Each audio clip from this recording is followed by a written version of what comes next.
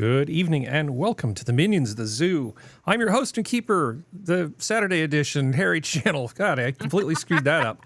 What the fuck was Okay, that? let's try that again from the top. Fuck it, I'll do it live. Good evening, everybody. I can't do it now. I'm too much in my head. I'm too much in my head. It's like when I try to think about how to pronounce the word first, and then I start tripping over my tongue. Okay, let's try one more time. Good evening, everybody. Welcome to the Minions of the Zoo Saturday edition. I'm your host and keeper of the Harry Channel, and with me tonight are minions SkepTok.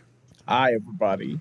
What a high standard of professionalism that I'm setting tonight, which is fine because I'm not a professional, not even slightly. DrFunctional. So proud of you. Yeah, I know. Finally got it out. Our boy is growing up, Skep. I'm so proud. Serenity Star 13. Hello. and Sora Luna. Hi, I guess. I saw some crows in the backyard, and I almost it must be. Do you know what a heuristic is, like in terms of behavior? Yeah. Yes. Yeah. Yes. Sora. I do not. It's essentially like a shortcut, like in your brain. It's like sea tiger run. You know, I mean, it's like you don't. Your brain doesn't have to engage. It's just stimulus automated response. Okay. And you know, obviously you have heuristics and other things, but I saw 3 crows in the backyard and they were farting around on my lawn and stuff, and I involuntarily started talking like Porky Pig and sort of, get out of here, you damn crows. for nobody. I mean, I was just like by myself, and I just couldn't help but involuntarily start thinking of Looney Tunes. It's sad, really. I would have started singing the Dumbo song. So. Oh, no. I be done seen most everything. But yeah, crows are fine. Racist. Yeah. Racist. Get out of you, damn crows.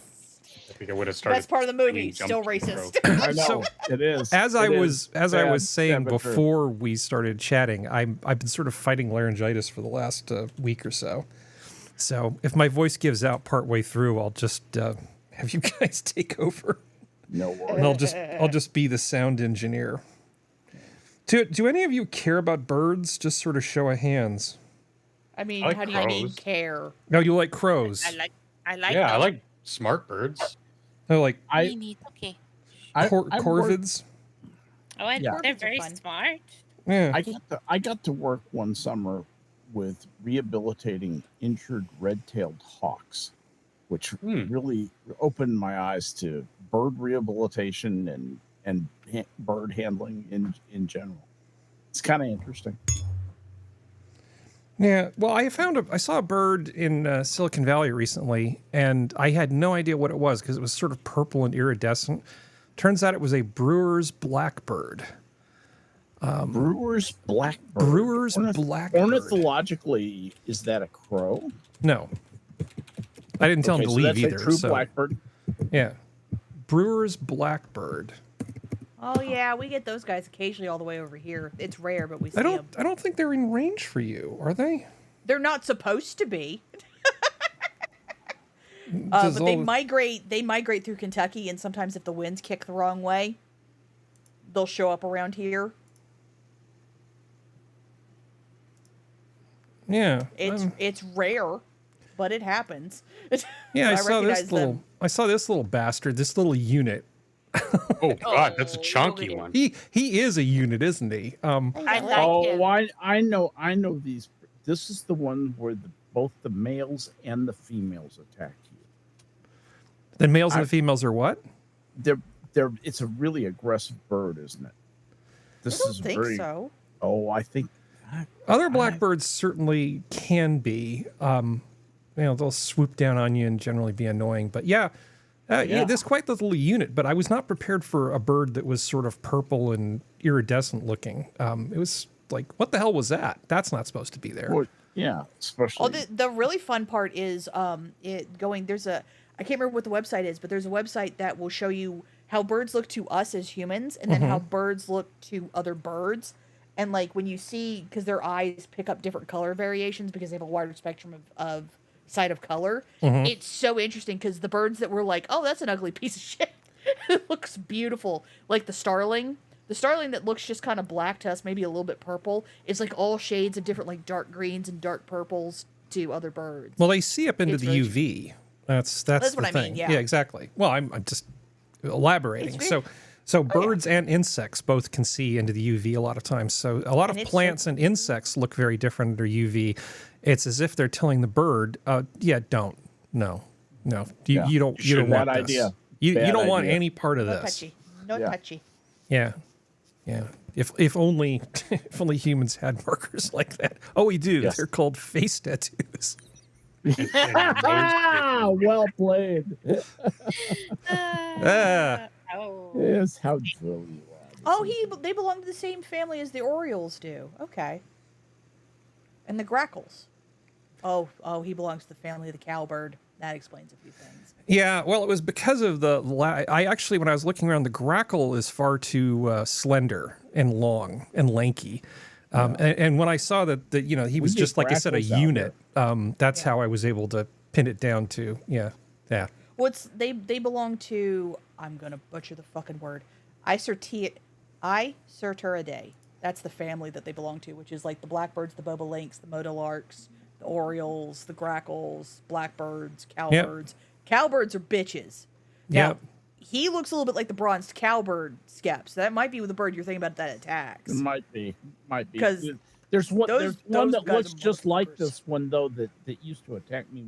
I was a jogger and I ran Ah. out in the country and I would run 10, 15 miles, in training runs because I ran marathons. And and these fucking birds would fucking attack me. Get anywhere near their nest, they'd come after you. Oh, yeah. And it was the males, the females, they'd be big and small. And, I know enough about birds to, They get your ass. I can tell, Yeah. tell when they're just being pricks and when they've actually got something to protect. And most of the time, these guys were just being assholes. Oh, yeah. There's fuck humans. I know Skep's more of a galliform guy, not a passeriform guy. I know so many people that are into birds and birding to one degree or another, and I'm like the one who doesn't really know much at all. I'm the standout, the one person who just doesn't know, doesn't care. Just not the way my brain works. So, like, what did the song sound like? It's like they didn't say anything; it just flew away. And then they just ask you all these questions. They get very, very interested when you say, "Oh, I saw a bird." I mean, it's a great conversation starter, I guess. Maybe not so much here. Anyway, hi Sora. So, what's new and Hello. exciting? Well, I went, as Serdi would know because we talked about this earlier, I went into a bookstore today and ended up coming out with 3 very depressing books. Oh God. Non-fiction books, because they were in the bargain section. So I have one that's written by Dr. Jennifer Doudna, who won the 2020 Nobel Prize in Chemistry. She works on CRISPR, and Mhm. it's about how, like, we shouldn't be using CRISPR to change DNA, edit DNA. So that should be interesting, and like all the bad things that can happen from doing that. And Mhm. then I have a book about the autonomous city, a history of urban squatting. So basically talking about like taking over squatting in cities, doing the autonomous zones, all that kind of stuff. And it's updated. So this is the 2nd edition. So the author went back and updated for this modern world. And my city is in here, so that's why I bought it, because that's Oh, interesting. gosh. Yeah. And then I have a book about environmental racism and its assault on the American mind. Oh, that's good. Yeah, about like how all sorts of like failure to properly take care of certain communities, or lack of proper nutrition, prenatal care, allowances for heavy metals. They do talk about Flint, Michigan in here too. Mm-hmm. And then how that is affecting, like, specifically like the African American communities and other Americans of colors who live in that area. So that was kind of interesting. Yeah. Yeah. And then, just light, happy reading. Oh, good. As I told Serenity, I'm not depressed. These were bargain books. They sounded interesting.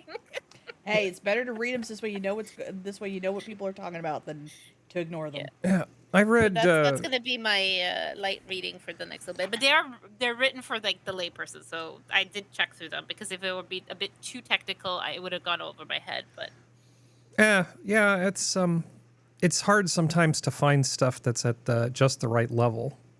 Because it used to be that you could actually read, say, Scientific American, and it was a good magazine.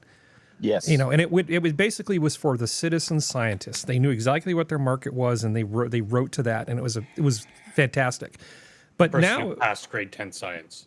My middle name. yeah, and that was the thing that sort of occupied the space between like Discover Science magazine and actual hardcore journal type Hard things. papers. Yeah. And now with Scientific American sort of becoming irrelevant, there's really not much in that gulf. It's like you either read the hard, the really easy popular stuff and then try to fill in the gaps yourself, or you have to struggle to read, like actually science. Oh, come on. You could watch Thunderfoot's videos. Yeah. He's a scientist. Oh, he's totally a scientist. Well, we're actually going to talk a little bit about the Academy later. I don't know who saw the thumbnail. We're not going to talk a lot about it, but we're going to talk a little bit about it. Actually, well, let's finish saying hello to everybody before we get into a topic. Oh, we're also going to talk about the Gorge a little bit, so I'm going to be relying on you, Functional. Oh! Okay, Serenity, hi. Yo. Hello. I can't brain good tonight. How are you doing? I'm good. Excellent. Weather good? West Virginia treating you well? All that sort of stuff? Mountain Mama, take me home. It's a little cold, but You haven't that's had to be curb expected. stomp any coyotes recently? No, they're mostly behaving. Okay. It's because we've gotten past the cold season. The extreme cold season. They can go other places. So they leave most of the stuff alone, and they don't try to find warm places to hole up and everything like that, because that's always the problem. So they're gone for the most part. The birds are going to start coming through, and then my mother is going to decide what trees she wants to have put in the fenced-in part of the yard where the dogs are. So then we got to go down that path here pretty soon. Are you looking for like a fruit tree or something for privacy? What's the goal? She wants to get to a fruit tree is the American hazelnut. That's the closest she wants to get. Okay. She's worried one of the cats or dogs is going to be a dumbass and eat something they shouldn't. Which is par for the course. Apples are pretty safe. Dogs eat those, including apple cores, and I've yet to see one have a problem. They can be, but it's also because we mow the lawn, we can't take the chance because we want to keep it a little bit low because we have shorter dogs. Yeah. And you don't want to put that in a lawnmower. Apples? And then it's just done. Well, they just make applesauce. It's fine. Yeah. But she wants American hazelnuts. We're probably going to get some rhododendrons. And then I'm trying to talk her into a specific type of dogwood. And then we're probably going to get a couple dogwoods. So, but we're going to get them from the Arbor Day Foundation. We're going to get them from the Arbor Day Foundation because at least one goes to charity and two, they have pretty good prices for what they got. What's the one that the Mormons would plant wherever they go? Wasn't that the dogwood? It was one of the dogwoods. There's like 90,000 different versions of the dogwood. Okay, I know, but... That's what they call my diploma. If when you graduate high school here, you get your dogwood. Oh. Oh, that's actually really cool. That's our provincial flower. Oh, I didn't The know that. Ephedra viridis, commonly known as the green Mormon tea. It's a plant indigenous to the western United States and is a member of the varied scrub, woodland, desert, and open habitats. So, I don't think it's just called the Mormon tea, not TEA. Okay. I think that's the whole, thing of, you will not drink caffeine That's no thing fun. comes from. Yeah, it's like, fuck you. I've actually gotten along pretty well with most of the Mormons that I've met, but there was this one that I worked with who was, she was painfully pretty. One of those blonde people that's just, you know what I'm talking How about. most of the Mormons are, yes. It was obnoxious. Okay, it was really obnoxious. And she asked me one time if her car was messed up or something, and she needed a ride home. And I said, I can give you a ride home. Then she came out and she saw my car that I had just bought. And she said, this is your car? I said, yeah. She said, I thought it would be icky. And now you're never getting a ride again. lower anatomy retracts in on itself and goes no. I was so taken aback by the brutal honesty of that statement. It's like, huh, okay. Well, there's a better way to say I'm not it. gonna Than lie, that's icky. It's like, got this car, so it's like, wow, fuck you. Fuck you, bitch. yeah. All right. Anyway, hi, Dr. I Functional. thought it would be riddled in your cooties, Yeah. but I'm pleasantly surprised. Covered in coffee. Like, I can't have coffee. Speaking of Mormons, Heretic was really fucking cool. I told you. It was really fucking well until it wasn't. Like the ending, I could take or leave, but I mean, it was. Yeah. Okay, what are we It talking is a about? movie ending, so I'm not going to complain. It's a movie with Hugh Grant in it. Hugh Grant plays. Psychological horror. Kind okay. Of thing. Yeah, no, it's definitely horror. It's not like gory, whatever. It's psychological. It's based on theology, and without ruining anything, I'm gonna like be very specific with my words. He plays a gentleman who lives in a house who gets visited by these. Now, how did you describe your friend there, the female Mormon? Ridiculously good looking? No. Painfully attractive. Painfully good looking. And Yeah. these two girls were kind of painfully good looking. But they're Mormons and they come and, you know, they do their Mormon thing. And this was on their list of people who said, oh, yeah, maybe I'll learn a little bit more about Joseph Smith. And blah, blah. So they did the door knocking thing. And the hilarity ensues. And it's just, it is. The entire movie had me apprehensive and kind of just like uneasy the entire time. And that's really an achievement for these movies. Yeah. But you enjoyed it. How? I So did. when was this movie made? This year. Just last year. Okay, so this is a End of recent 2024, thing October or with something? recent Hugh Grant. Okay. Very recent. Hugh Grant. He yeah. plays it beautifully. Yeah, I mean, It's, no, it's- I've never once said that man doesn't have his acting chops together. Yeah. But he's just been in a lot of shit movies. well, at least with what I mean by he's perfect is like he plays it perfectly. Oh, so perfect. It's because it's him is because spoiler alert, he's the villain.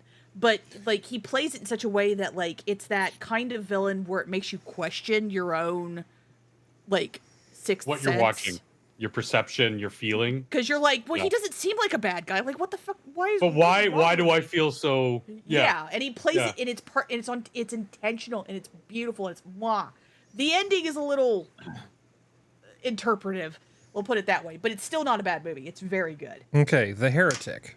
Yes, Or is it Heretic or The Heretic? Heretic. Heretic. Heretic. Not Okay. The Heretic, but Heretic.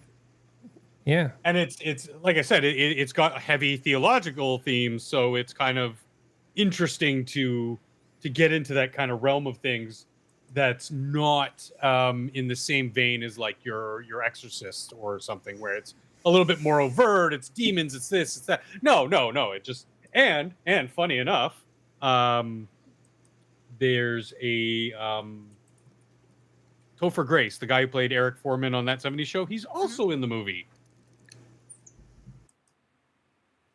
Nice. That's a Plays weird first name. their elder, the chapter elder or whatever. Yeah. It's a small role, but it was just like weird because I'm like watching it. I'm like squinting at my screen, going, "I know that." Who the fuck Oh is my that? god, it's Eric. Yeah. But you always want to get your best actor to be your villain. You can get away with having a weaker actor as the hero, but you cannot have a weak actor as the villain or everything just sucks. Look at Die Hard, one of our favorite Christmas movies. Who was the villain? Alan Rickman. Rickman.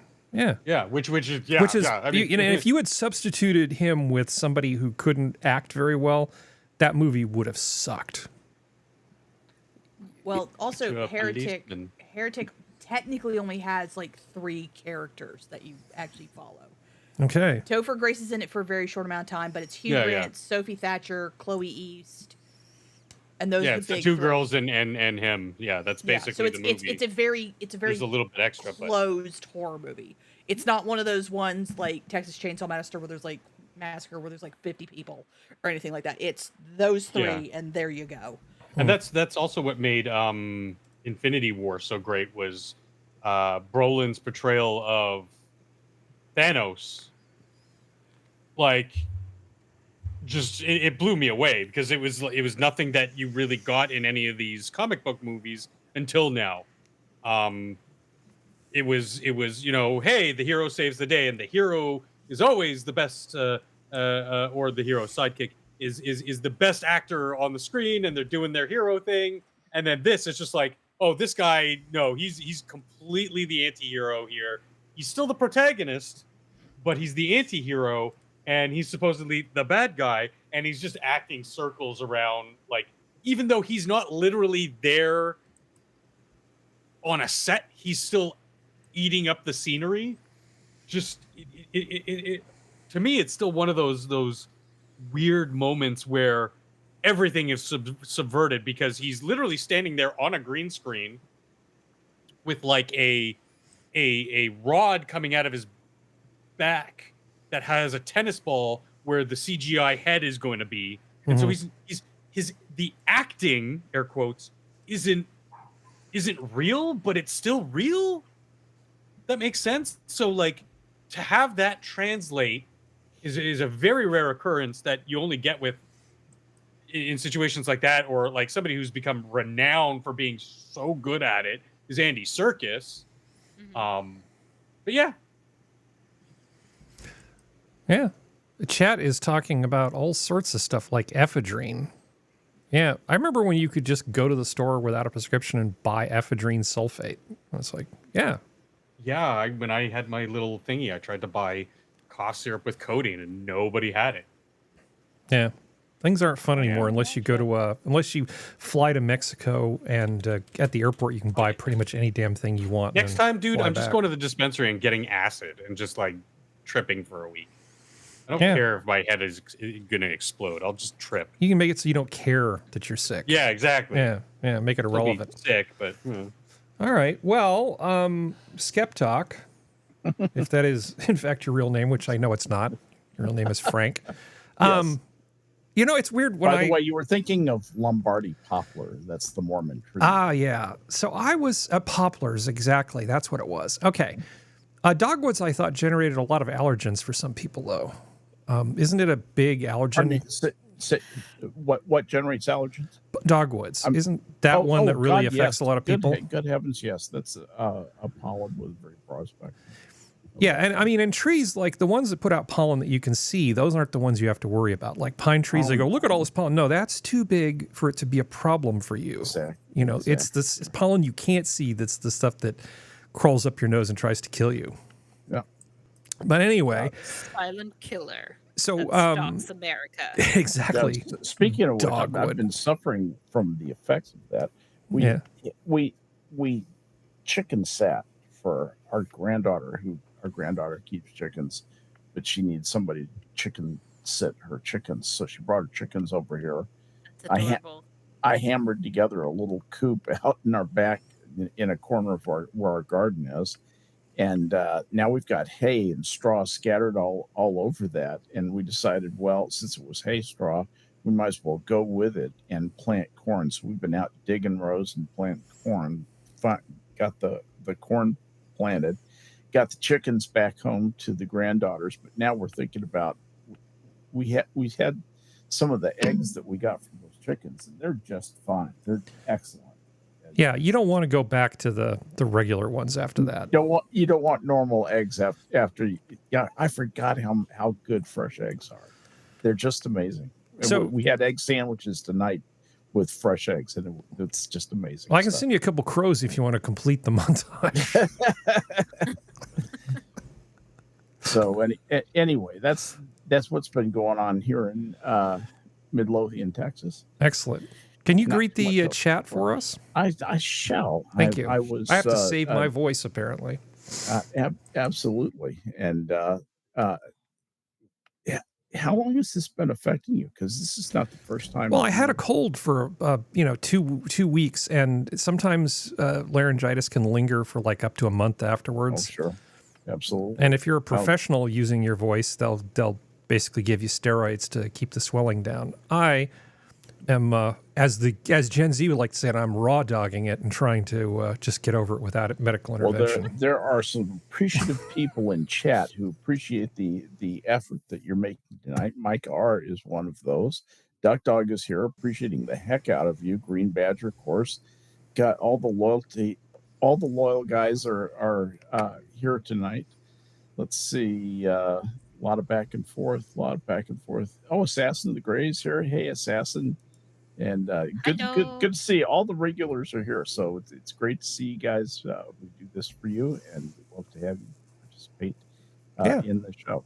No, it's good. It's nice to see the regulars there. That's, I mean, new faces are nice too, right? But having like that cadre of regulars that show up consistently, absolutely. It's part of the show. Feels good. Feels good, man. Feels good. Anyway, let me delve into a topic here. Microsoft announces Skype will close in May. Yeah. Who has ever enjoyed using Skype? Well, when it first came out, and people still worried about, and they started worrying about like phone. I used to talk to my friend through Skype all the time. Yeah. A lot of streamers and people, news agents, people will take OBS, right? And they'll have people come in via Skype. Oh, really? And then you can take the multiple Skype channels and you can put together a pretty professional looking thing as seen on TV. Skype actually is pretty useful from a streaming perspective. It went through a period where it wasn't very usable, and I kind of became disenchanted with it. There were it wasn't a very stable platform, that's for damn sure. Oh yeah, that was the other thing, was the suddenly your call was closed. But I do have one friend who made a good chunk of money helping with the Microsoft acquisition of Skype, so really? I can't feel too salty about it. But anyway, these services where they don't make any money per customer, but they're going to make it up in volume. I mean, Skype is just sort of a loser for Microsoft, and it's embarrassing to keep it around. I mean, Zoom and a lot of other platforms are just doing too well. Yeah. There's no reason to keep Skype around because, in a sense, it's like Target used to own a chain called Mervyn's, and Target essentially put their sister company out of business. What's the point of keeping Mervyn's or Skype around when you basically have Teams or Target? Exactly. Well, I always thought that was Target's. I remember when Mervyn's was acquired, I always thought that they were buying them to get them out of competing with them, because Mervyn's competed across a lot of the lines with Target. Mervyn's was like a cheaper, more approachable version of Macy's. It sort of sat between like Macy's and Kmart. And Target tried to be its own sort of brand. You guys have Targets in Canada, right? Yes, but we call them Target. Chez Target? No, not anymore. No. They were here for a bit, and then out. they fucking left because they sucked. They We have screwed up. Walmart. They had. Those people are so excited. Okay. Zellers closed. They were taking over the Zellers locations. Whoa, you're getting ahead of yourself, because we had something like our own version of Kmart called Zellers. Zellers went under, and now Sora. Anyway, Zellers is back. But anyway, Target Canada actually ran out of money. They declared bankruptcy. Yeah, because nobody would go because they brought the worst crap possible. People got offended. They, like here we are waiting. Like, because a lot of people who love to go cross-border shopping would go to Targets. Yeah. And like, yay, we're gonna get it here. And then they brought all the like offshoots, and like people were so angry online about it. And it did. I don't know if it lasted a year here. and also Mervyn's wasn't closed down by Target. It was closed down by Sun Capital Partners because they're the ones who took over from 2004 to 2009. Well, they were originally part of the same. They were, but it was for set a of very long companies. time. It was 1978 to 2004. Yeah. Part of the Target that was owned by the Target. Yeah. It kind of mystified me that Target would have made that decision to make their entry into Canada, because we just shuttered basically what was our version of Target here, Zellers. And like, Oh, it's such a good store. I love Zellers.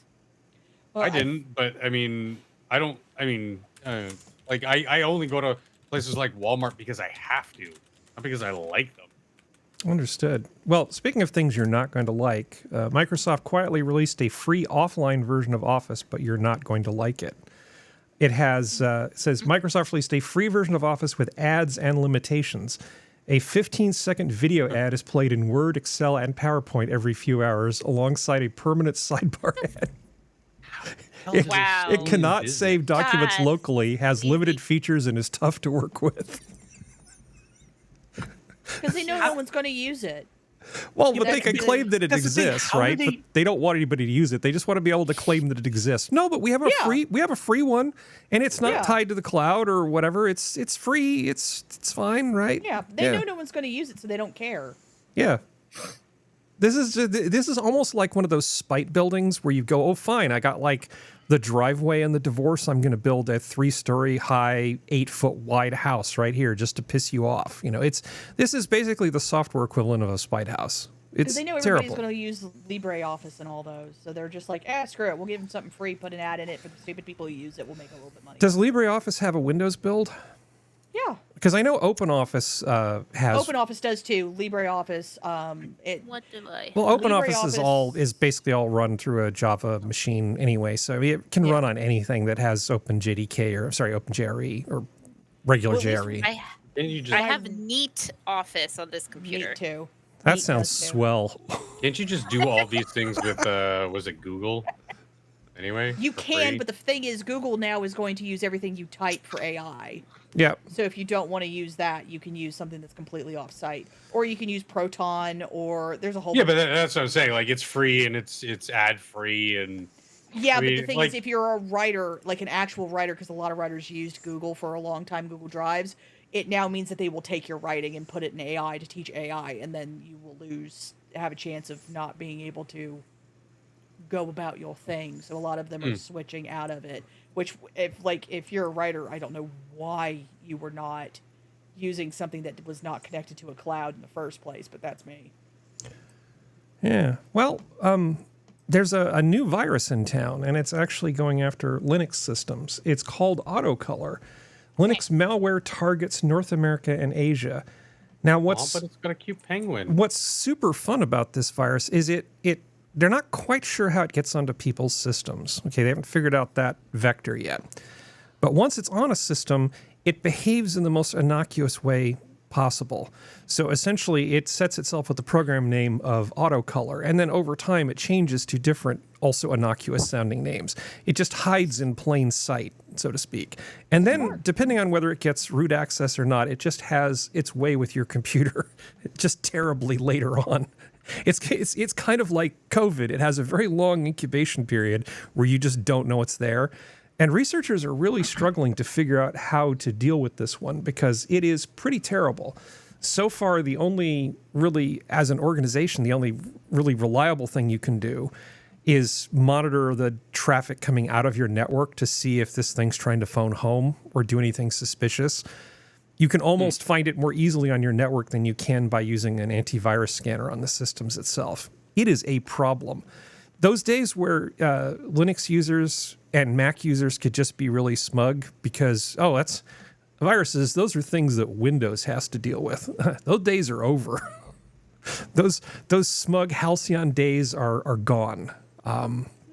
So no matter what system you're running, you definitely need backups and you need to keep track of your stuff. And ideally, it's just ongoing. I mean, the number of exploits that come in are just so many that even people who do this for a living, this is like their only focus, are struggling to keep up with all this stuff. I think probably one of those things that AI is actually going to be helpful for, I mean, they're already using it for it, but I mean, it's going to become really helpful is detecting, intrusion detection type stuff at the network level. And there are it's just definitely companies already working on that. It's just turning into AI fighting AI, because I can guarantee you that's how this virus was thought up, was we using AI. I'm not so sure. This seems like human cleverness. I could be wrong.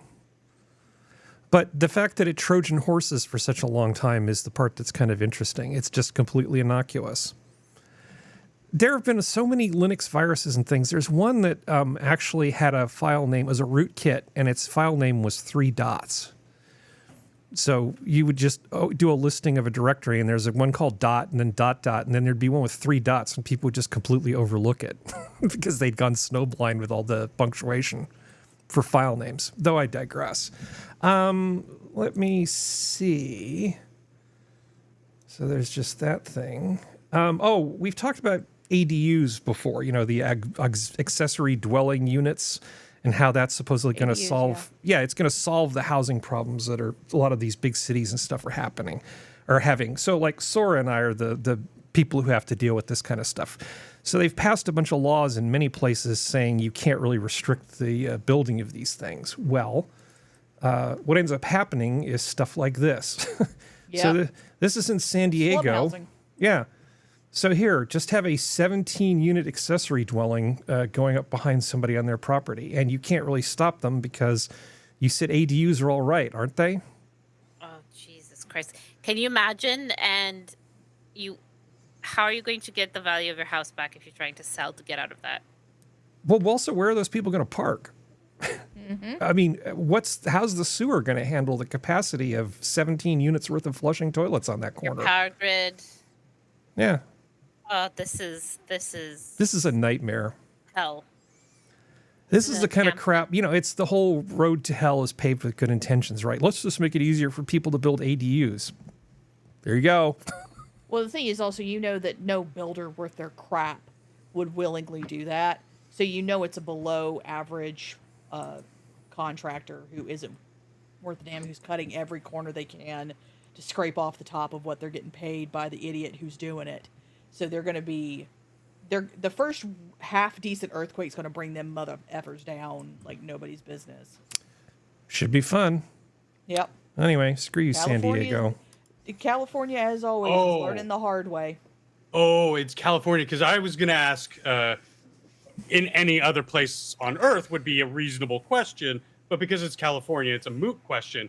Like, aren't there laws to protect against things like, Well, there were, but with people like Scott Wiener in the legislature passing laws that make it so cities can't govern themselves at the zoning level. There's just a lot of problems. And it isn't just California. This kind of crap is finding its way into big cities like in Washington State. And I'm sure, Sora, I'm almost positive you guys are experiencing some of this stuff. Nothing to this effect. So like these kind of stuff, because it's actually the reverse kind of happened. Mm-hmm. So many years ago, lane homes began being a thing. So people would put something like very cute, and they were all like small, so nothing to this gigantic, but a lot of people took advantage of, I think they had all sorts of special, probably tax breaks, special this or that, the other, because the idea is like, well, you're adding another little home that could be like a starter home for somebody to rent from you, or your grandma, like they say here. And then now they've taken a kind of a way, they're making it harder to get permits for it. Because I think people realize that, okay, you get all these lovely benefits for doing that on your property, but that's not being opened up to people, right? It's being opened up to your family. And they don't want that. They want you to have strangers and to take over everything. They don't want you to provide for your family. Oh, no. No. So... That's they're doing here instead, so instead of having an individual do this on their property, they are going in and rezoning. So you say your zone is, say your neighborhood initially was for single family dwellings.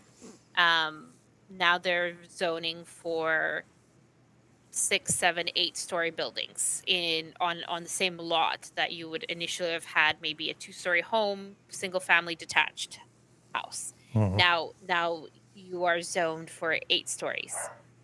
So which means that your neighbors can, when they want to move out, maybe they're downsizing, maybe they're leaving, they can sell to a developer, or whoever gives them the money, the highest bid, right? It might be a developer, and then that developer can, and of course it'll take years before they break ground, but they can then tear down that home, have an empty lot, and then they can build up to 8 stories on a tiny, like an 8-story lot. condo building or something. Yeah. So you have your mid-right. So they basically they're trying to go vertical and eat up. And they also here the big push is for land assembly. So you're going to take 3 lots of either single family dwellings or duplexes or something like that. You're going to assemble them and build 20 to 30 to 40 story buildings. And they want to do that everywhere. So they want to like eat the sky. So it's less this and more developer focused. Yeah. Humanity was a And mistake. because they gave a lot of bids to a lot of different contractors. In the last little while, more and more of them have defaulted. They've gone bankrupt. The plans have stalled. Now some places are unfinished. Yeah, it's a bit of a Good times. kind of like a controversy right now here. I hate it. I absolutely hate it. Yeah. Well, around here, Serenity doesn't have to worry about this stuff because she's out in the holler. They probably don't come down on you too much with the inspectors, I'm guessing, which is good. It's only the animal ones that show up every once in a while. Yeah. So They know my family too well. They're just like, we have to be here for the yearly. All right, everybody checkup. looks good. Paperwork, goodbye. Yeah. It was the same thing on the farm that I used to work on. Yeah. Like, Well, They get, when you have multi-generational farms like that, the inspectors get to know the farmers, and they basically show up, have a cup of tea, and then leave. It was hilarious. I got to know John very well. He's a great guy for a government employee. So, there was an election. There's Like the there's no caveat, but good true. pivot here. There was an election in Germany, right? And I guess Alternatives for Deutschland, AfD, the far right party, did pretty well in the election. Not well enough to actually take power, of course, because the Germans just They got love some seats. own goaling themselves over and over and over again. It's fine. Luckily, it's not our problem.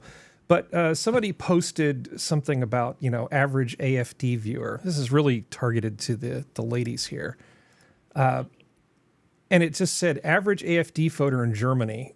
So without thinking about it too hard, what's the first thought that pops into your head when you see this picture? Aryan. Makeup. What about you, Skep? First thought. Well, let's see. You got to make it large enough. First thought. Don't overthink it. Three girls. Just 3 girls. No, that's fine. I can tell you what my first thought was. I looked down and I thought, does this tiny purse make my hands look big? And nary a man to be seen. You don't like her little Louis Vuitton? I mean, I know this is like a really important topic. It's about the future of Germany and them being Well, overrun by She has a Louis migrants. Vuitton. yeah. The other one has real fur coat. Yeah. Possibly the other one with the trim. It might be real, but it's a bit too shine. Like the shine looks suspect, but it could be sable. Yeah. I mean, Well, it's like the middle one has an Hermes scarf. Oh It's yeah, usually showing yeah. the watch to the camera. It's Could be Cartier, could be Chanel. The watch. yeah. So this is lower upper class kept girls. Let me put it that way. well, I know they're trying to make a point, right? They're trying to yeah. make a point about what real Germany is like, but I kind of feel like the optics are not great. This doesn't seem like this is real Germany to me. This seems like it's 3 very, above average pretty women with money taking a picture, LARPing as political people. I don't know. The optics seem really messed up on this to me. No wonder they Well, lost. they're trying to make a dig at. See, they're going back to being Aryans. That's what Okay. they're trying to make the dig about. They're trying to they're trying to be Nazis and be Aryan and blonde hair, blue eyed, because they're all blonde hair and blue eyed. All right. Well, That means you're a Nazi. while I'm being Exactly. clueless and White, you're a Nazi. making fun of people, there was a video by what's her name, Sarah Dawn Moore. Doesn't really matter. The video isn't really that important. It's the title that bugged me. 7 signs a man is not ready for a high value woman. That gross. phrase. I hate that language. That High value phrase. man, High value woman. Or a high value man, or It's- just anything applied to like a human being. It's like fingernails on a chalkboard now. I agree with you, but I understand it, Well, it's which the I fact- wish I didn't. The issue is that it's like everything. If you have to say you are, you aren't. Yes. If I you have to tell you say how you're a funny I high am, value- I'm not funny. Yeah, if you have to say that you're a high value person, you're not high value. If If you have to say you you're have rich, you're not to- rich. If you have to say you're smart, you're not smart. If you have to say you're kind, you're not kind. It's just, if you have to tell people, you are not. Yeah, if you have to tell that information And to somebody, constantly. as opposed to like, hey, if like, you know, you and I were sitting and we're like, hey, we took our IQ test, like, and be like, oh wow, then I must. Yeah, just, that's not the like, same thing. Yeah, very matter of fact, very, you know, here's the facts kind of thing. Then okay, you're sure that's like the exemption to. Yeah. But that's kind of the rule. It's like anybody who uses that language is a grifter. High value man, high value woman, you're a grifter. That you're preying on the lonely younger generation who feels that because of insert X thing they've done, they are high value or should be high value, even though they're not because they haven't actually done anything. Right. It's like the guys who are like, well, I go to the gym all the time. So that doesn't mean you're a nice person. Well, women only want guys who are over 6 foot with a 6-pack and 6 figures. Motherfucker, explain half the men that some of my friends are married to who are absolutely happy. Shut the hell up. That's bullshit. And same thing. Well, it's propaganda from both sides of that. Oh yeah, sort of, absolutely, like, and that's my where problem. they're being told they need these things, but like at the same time, they don't. And you're right. There are people like that who need to interject there to try to make their shekels, pardon the pun, like out of the, like, get their fingers into the pie of, you know, something that's been part of the human condition for time immemorial. The young interplay between young men and young women is kind of, it's awkward. It's awkward for everybody. Oh yeah. It's like, but you personally think you're the awkward one and nobody else could be as awkward as you are, when in reality it's everybody. Well, and that's the thing. For the most part. It's always just, and it's never, when you actually watch the people who give this advice, her included, I like, unless you are an actual high value person, and once again, you will not say you are, you should not be giving that advice. Nothing about that setup says high value. Yeah. Nothing. But she's got books. Well, she's got and a a silver YouTube play plaque. button. Ooh, Come boy. on. It's like Serenity. Come on. She's got books. With like And maybe 3 hardcovers, a bunch in the whole bunch. So well, it's like books like Captivate and Worthy and Cues, and she has them color coded, which is a red flag. I mean, you know my opinion about most of the people who are influencers. Oh yeah. Human garbage. Well, it's soft language red pilling, Duck Dog. Yeah, it's just, but that's the issue. It goes both ways, and that's the problem. Is that if you're high value, you need to make your own decisions in life and not be told certain things. Okay, that person doesn't want you in your life. Walk away. Does it suck? Walk away. The only value we have as individuals is to the people we surround ourselves with and allow to be a part of our lives. Like that's your value right there. Like anything else sounds like fucking chattel slavery. Yeah. Oh boy, she got pretty teeth. She worth a whole 50 cents more. Well, I mean, and that's what's. It's also a lot of this is tied back to a lot of people wanting to play act as old money. Yeah. Because they don't understand what old money actually involves. Because they see, because you have a. Okay, I'm going to go on a slight little tangent here. You going to do another one of those where I have to start doing disclaimers? No. It's a lot of. Because last week that was a whopper. Yeah. But we're still here. Yeah, thank God. But anyway, it's like, it's what, in the cases of what men watch on TV and women read in books, they have the middle class take of the upper class, but they don't actually understand what the upper class is, does, and will be. So they have a lot of this misinformation of just party people running around on yachts, not doing anything all day, not going to work. They just feed off of mommy and daddy's money. And it's like, no, that's not how you build generational wealth. Generational wealth continues growing when the generation that comes after continues to work.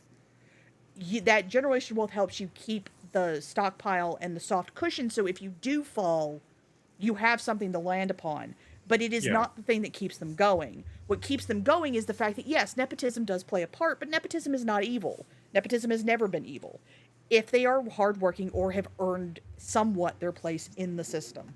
But that's the issue, is that you have a lot of people who have this fantasy of, air quotes, the upper class, which is sitting all day, drinking wine, going to Santorini, going to Milan, spending hundreds of thousands of dollars. And they don't understand that everyone has to work. Yeah. in some form or another. Some jobs are easier than others. Always, it's the nature of human existence. But it's kind of like, it's how, I'm going to tie back to the French Revolution. It's how people didn't understand what the royals did before the French Revolution. They didn't understand what they did because you did have incompetence in the government, like you always do. It doesn't matter what the type of government it is. The issue is that people don't understand that in the case of like Louis and Marie Antoinette, they were incompetent because they weren't being told everything. They didn't know what was going on because they had people who were lying to them. And you offed someone who went in when they were like 14 and has never known another life, and you partied about it and made it seem like you were a big deal when you were pathetic. And that's the thing. It's like, it's the eat the rich crap. It's like, you don't understand how much your life is tied to the rich until they're gone. And that's the problem, is that there's a lot of misconceptions, a lot of not understanding stuff. Eat the rich, tax the rich. Yeah, they already do, dum-dums. What are you going to tax? Oh, I'm going to tax their assets. They don't have any assets, baby, because they don't put it in assets. Worth is a number figure that someone made up to figure out how much someone's worth, and that can change overnight if stock prices fall, because that's usually what it's based on. Well, net worth and assets are two different things. Well, the high value, the idea of a high value woman. I'm going to, I know chat thinks I don't get it sometimes, but I do. I'm choosing not to be black-pilled constantly. And also sometimes, like, if there's a topic that I feel that somebody else is more qualified to talk, to speak on, I'll just be like, should it be said? Should it be said by me? Should it be said by me now? And if it doesn't really meet all three criteria, I try to leave it for somebody else. Trust me, I get it. I know about New Year's Eve in Cologne 2020. I mean, I know, I get it. But the thing about high value woman, when I see a lot of these thoughts on the YouTubes talking about how they're a high value woman and they expect a man to have like particular characteristics, they're not doing what our great grandparents did, where they say, we like each other, and as a team, we can work together to build something better than what our parents had and leave that for our kids. That's the American dream. Okay. Yeah. That's the American dream. But what these people are thinking is there's some sort of shortcut. I'm the prize. Yeah. You get to have me if you provide for me. Nowhere in there is there anything about like working together as a team. Yeah. Basically it's like you work to provide for me and I'm the prize. That is a skewed sense of morality that I can't even wrap my head around. It's the sugar baby mentality. Yeah, that's what it is. I don't want people to be alone and stuff, but I see some of these women with the fake fingernails and squeezed into their thoughtware and just on YouTube, and they don't understand why they can't find a man who makes $500,000 a year who just wants to pamper them. Every day is fucking Valentine's Day. That's what they think is supposed to happen in their mind. Sorry, I'm trying not to be black-pilled. Go, Functional. Save me. I love it when you're black-pilled because it makes me feel better about my life. I'm not going to disagree with you or Serenity on this. I just think it stems from a little bit more of the disillusion, the slow destruction, deconstruction of the nuclear family, like when you had multiple generations living under the same roof for the benefit of the family unit as a whole. And today, like, you basically have the couple, they have their children, and then, God willing or whatever, grandma or grandpa, if they're still alive, are in a home or a special care facility. And if you've done well in your life, then it's a nice facility. But in 18 to 19, maybe sometimes 20, you can finally get rid of the kids and do all this. It's like why? Why is this so? Because we need to sell. We need to sell these young people new places to live. We need to sell the old people these extravagant services sometimes to take care of their every women need. Because why? Because mom and dad, who are at the core of this current family unit, before they get too old, have to work their asses to the bone to be able to buy all this stuff for everybody else and help everybody else. And it's like, well, if we just came back as family units, that, your first responsibility is to yourself and your family, and then to your neighborhood, and then maybe to your like town or whatever, and then to your state, and then your country. Like, if you had that hierarchy in mind, I think you wouldn't need to have all this extra money to buy grandma this, and to buy your kids these stupidly expensive college educations in a city far away while paying the rent to do blah, blah, blah. Like, all this extra money isn't needed if it gets back down to sort of like the basics of the family unit being a family unit and not just being a bunch of what's the word, like a transactional sort of system. But the problem is that we do have historical facts and historical literature that states the family unit was never really like that. It really wasn't. It was a forced upon situation that even the parents didn't like having to do to their own children. You do have East Asian families that are like that, but the children hate it. The son hates the fact that he has to force his parents on his wife, unless he's a mama's boy, and then that's a nightmare of a marriage.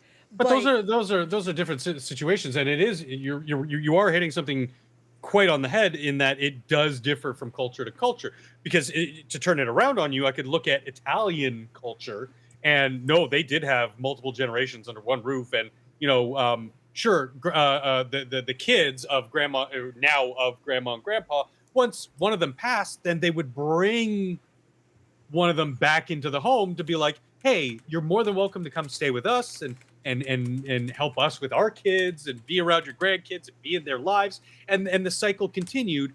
And mostly specifically talking about the modern Western world when I'm referring to this, because actually the earliest anthropological evidence of man was small groups of families, generally one or two families, in a sense, how we would envision them today, who would be in those very, very small hunter-gatherer units, tribes, what have you. And eventually, because humanity expanded, like we grew into something like settlements and stuff. But like mostly just in the modern world, Serenity. And it's one of the only things I will give Pocahontas. What's her name? Pocahontas. Yeah, Elizabeth Warren. Warren. Her first book, The Two-Income Trap, actually did sort of open my eyes and was actually kind of on point on where that turn in Western society happened that said, no, women, you have to now work and not take care of your kids. And now everybody in the home has to go to work and has to bust their balls to work to provide for this family, because things have expanded in cost astronomically, astro-fucking-nomically.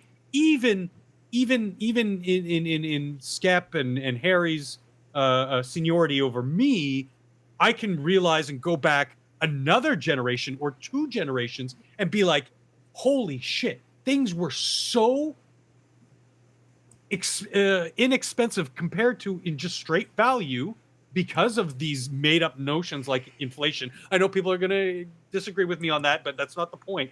But the point is, my grandparents paid a nickel for an apple or something, whereas today it's like, oh, it's like $1.25, and it's like, that's a huge disparity.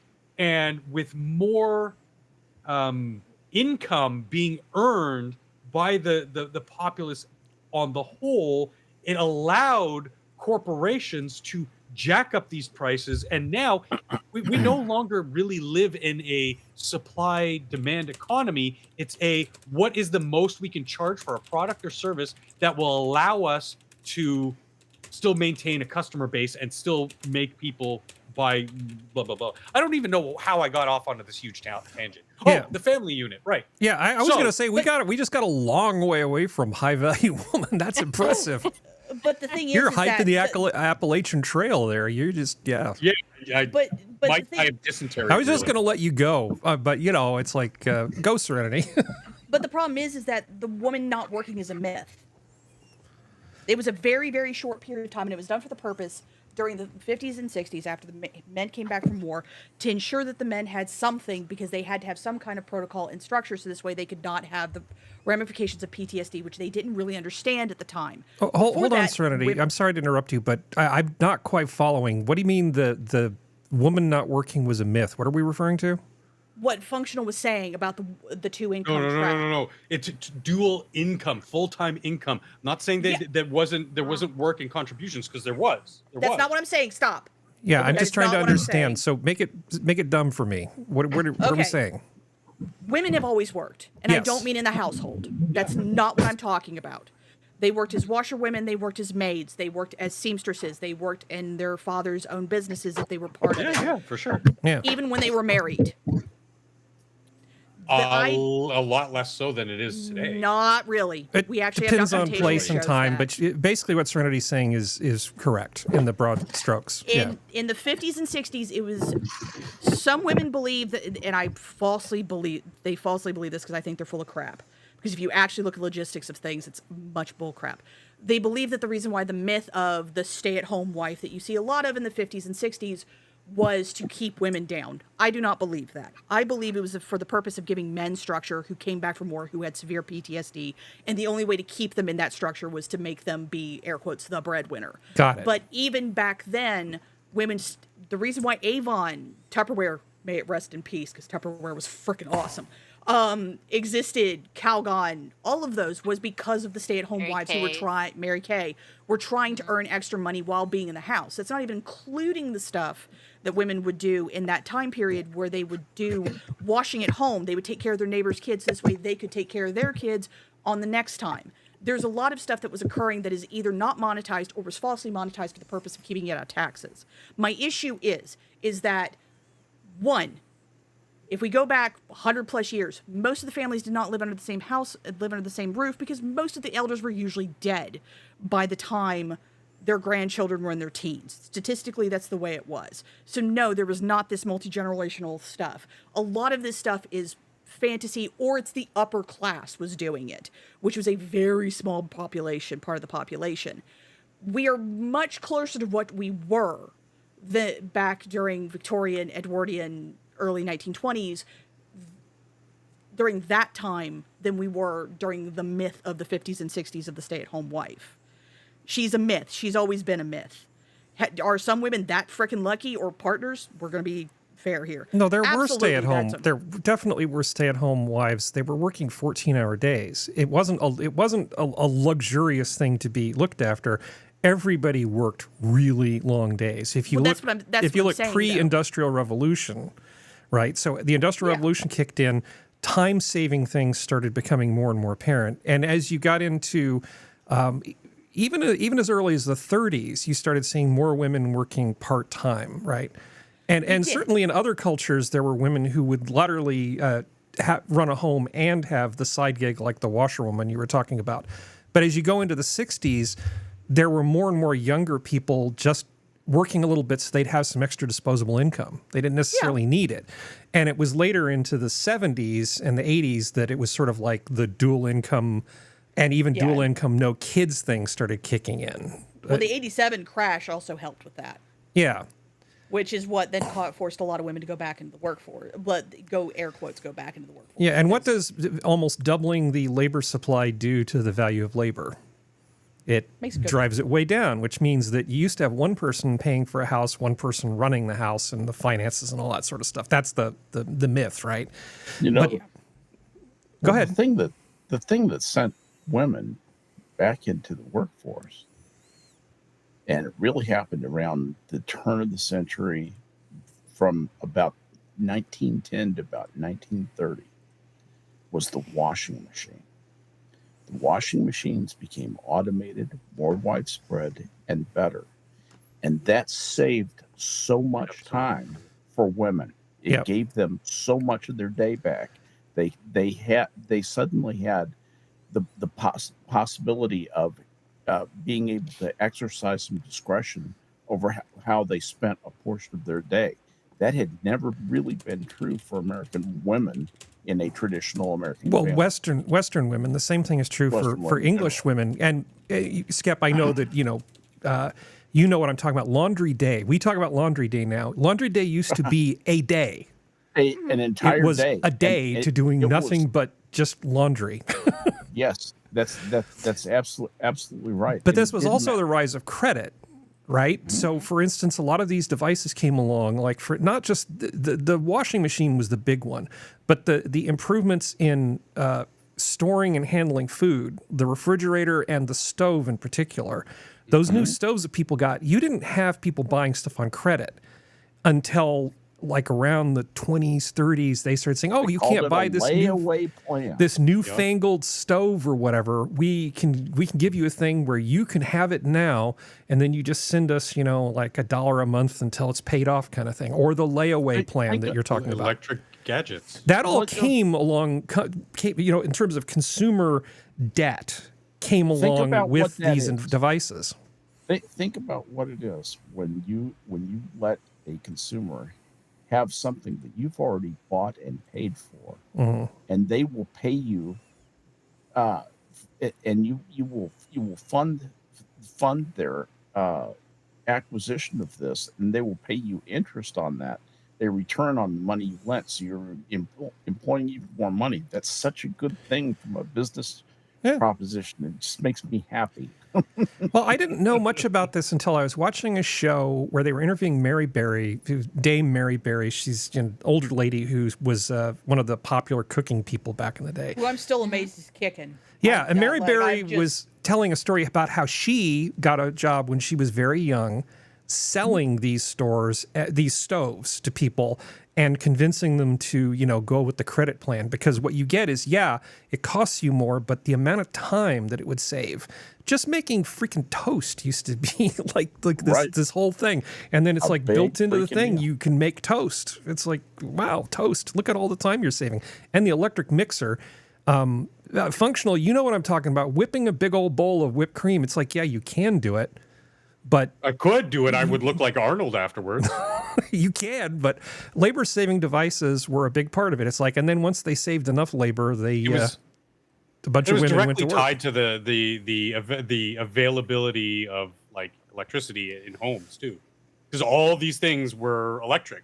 Yeah, you had your stoves and whatever beforehand, but they were hard fuel, like either they were wood-burning stoves or some had gas, where you could have tanks of whatever, but the electricity, and that allowed them to create gadget after gadget after gadget after time-saving device. And the washing machine was a huge one, because even I remember learning, before I was allowed to use the washing machine, I had to learn how to use a fucking washing board and learn the ins and outs of how to do laundry by hand. Yeah. I should tell you about something. It's one of the things that my biological mother would do. I sort of didn't see her for like 20-something years. Long story, we're not going to get into it. But when I saw her later, she was living like really on a farm that was surrounded by urban stuff. And it was this little farm, like in the mid, just surrounded by urban life. And why she was on a little farm there, I don't know. But she's a very eccentric person.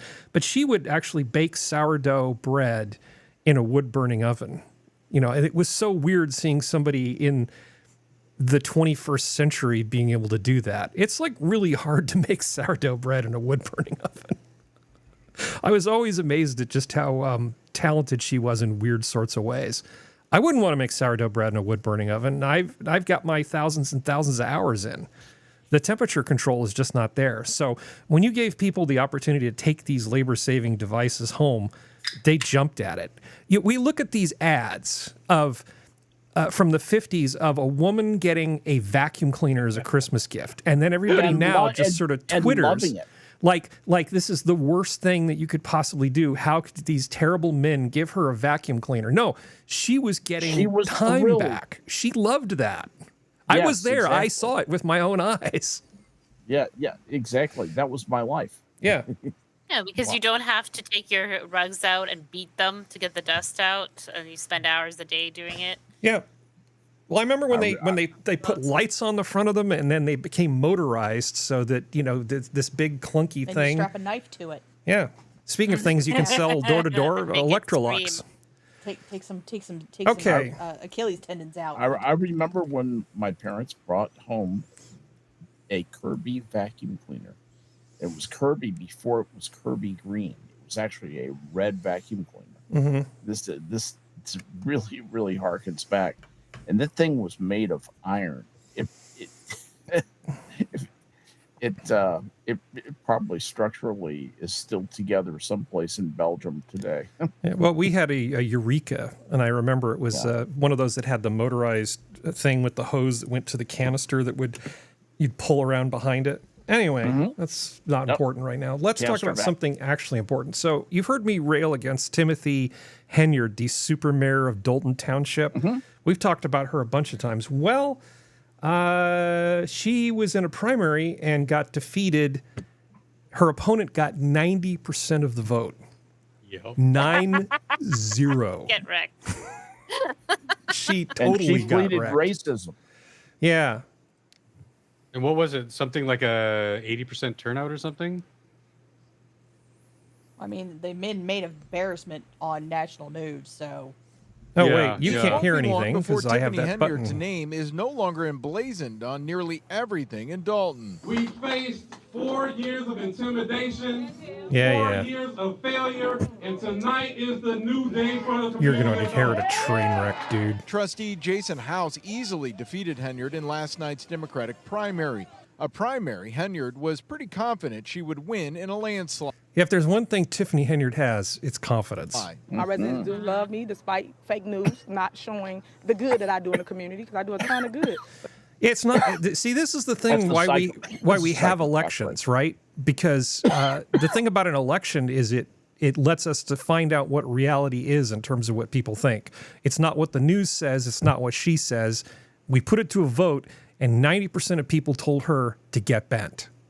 Yeah. Okay. Exactly. So your perceived value as a high value mayor is just like, no, everybody hates you, and get bent or get wrecked. I don't know what's appropriate. Is it get wrecked or get bent for her? Both work. Both work. Okay. Yes. Moving on. Luckily, we will hopefully not have to talk about her ever again. Well, I mean, they still Yay. have to get all the money she spent back, so I'm sure she's going to court. Yeah, I don't think you that lucky there, buddy. Oh yeah, I guess we'll find out all about the graft and corruption once they finally open up the books after she's gone. Yeah. Good times. And then the fun will happen. So you know how, excuse me, President Trump and the administration have been sort of freezing money going everywhere, and people have been just sort of freaking out. I think saner people Boy, were sort of howdy. like, after we review this stuff, things will start to become sort of more normal. Well, a bunch of money that had been sort of put on hold for reservoir projects in California, because remember, he was talking about the water, they've all been unfrozen. It's just you got to put the brakes on everything to figure out where all the mess is. And then once you figure out what makes sense and what doesn't, you can start opening up the purse strings. And they're going to do that now. Wasn't the previous administration the one who froze these plans? No, he froze everything basically when they came in until they could get a handle on where the damn money was going. But I remember that there was something that from the previous administration, there were holds on some of the California, what do you call it, infrastructure.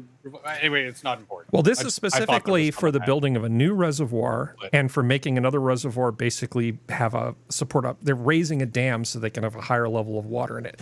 But these two projects will greatly improve the water storage capacity of California.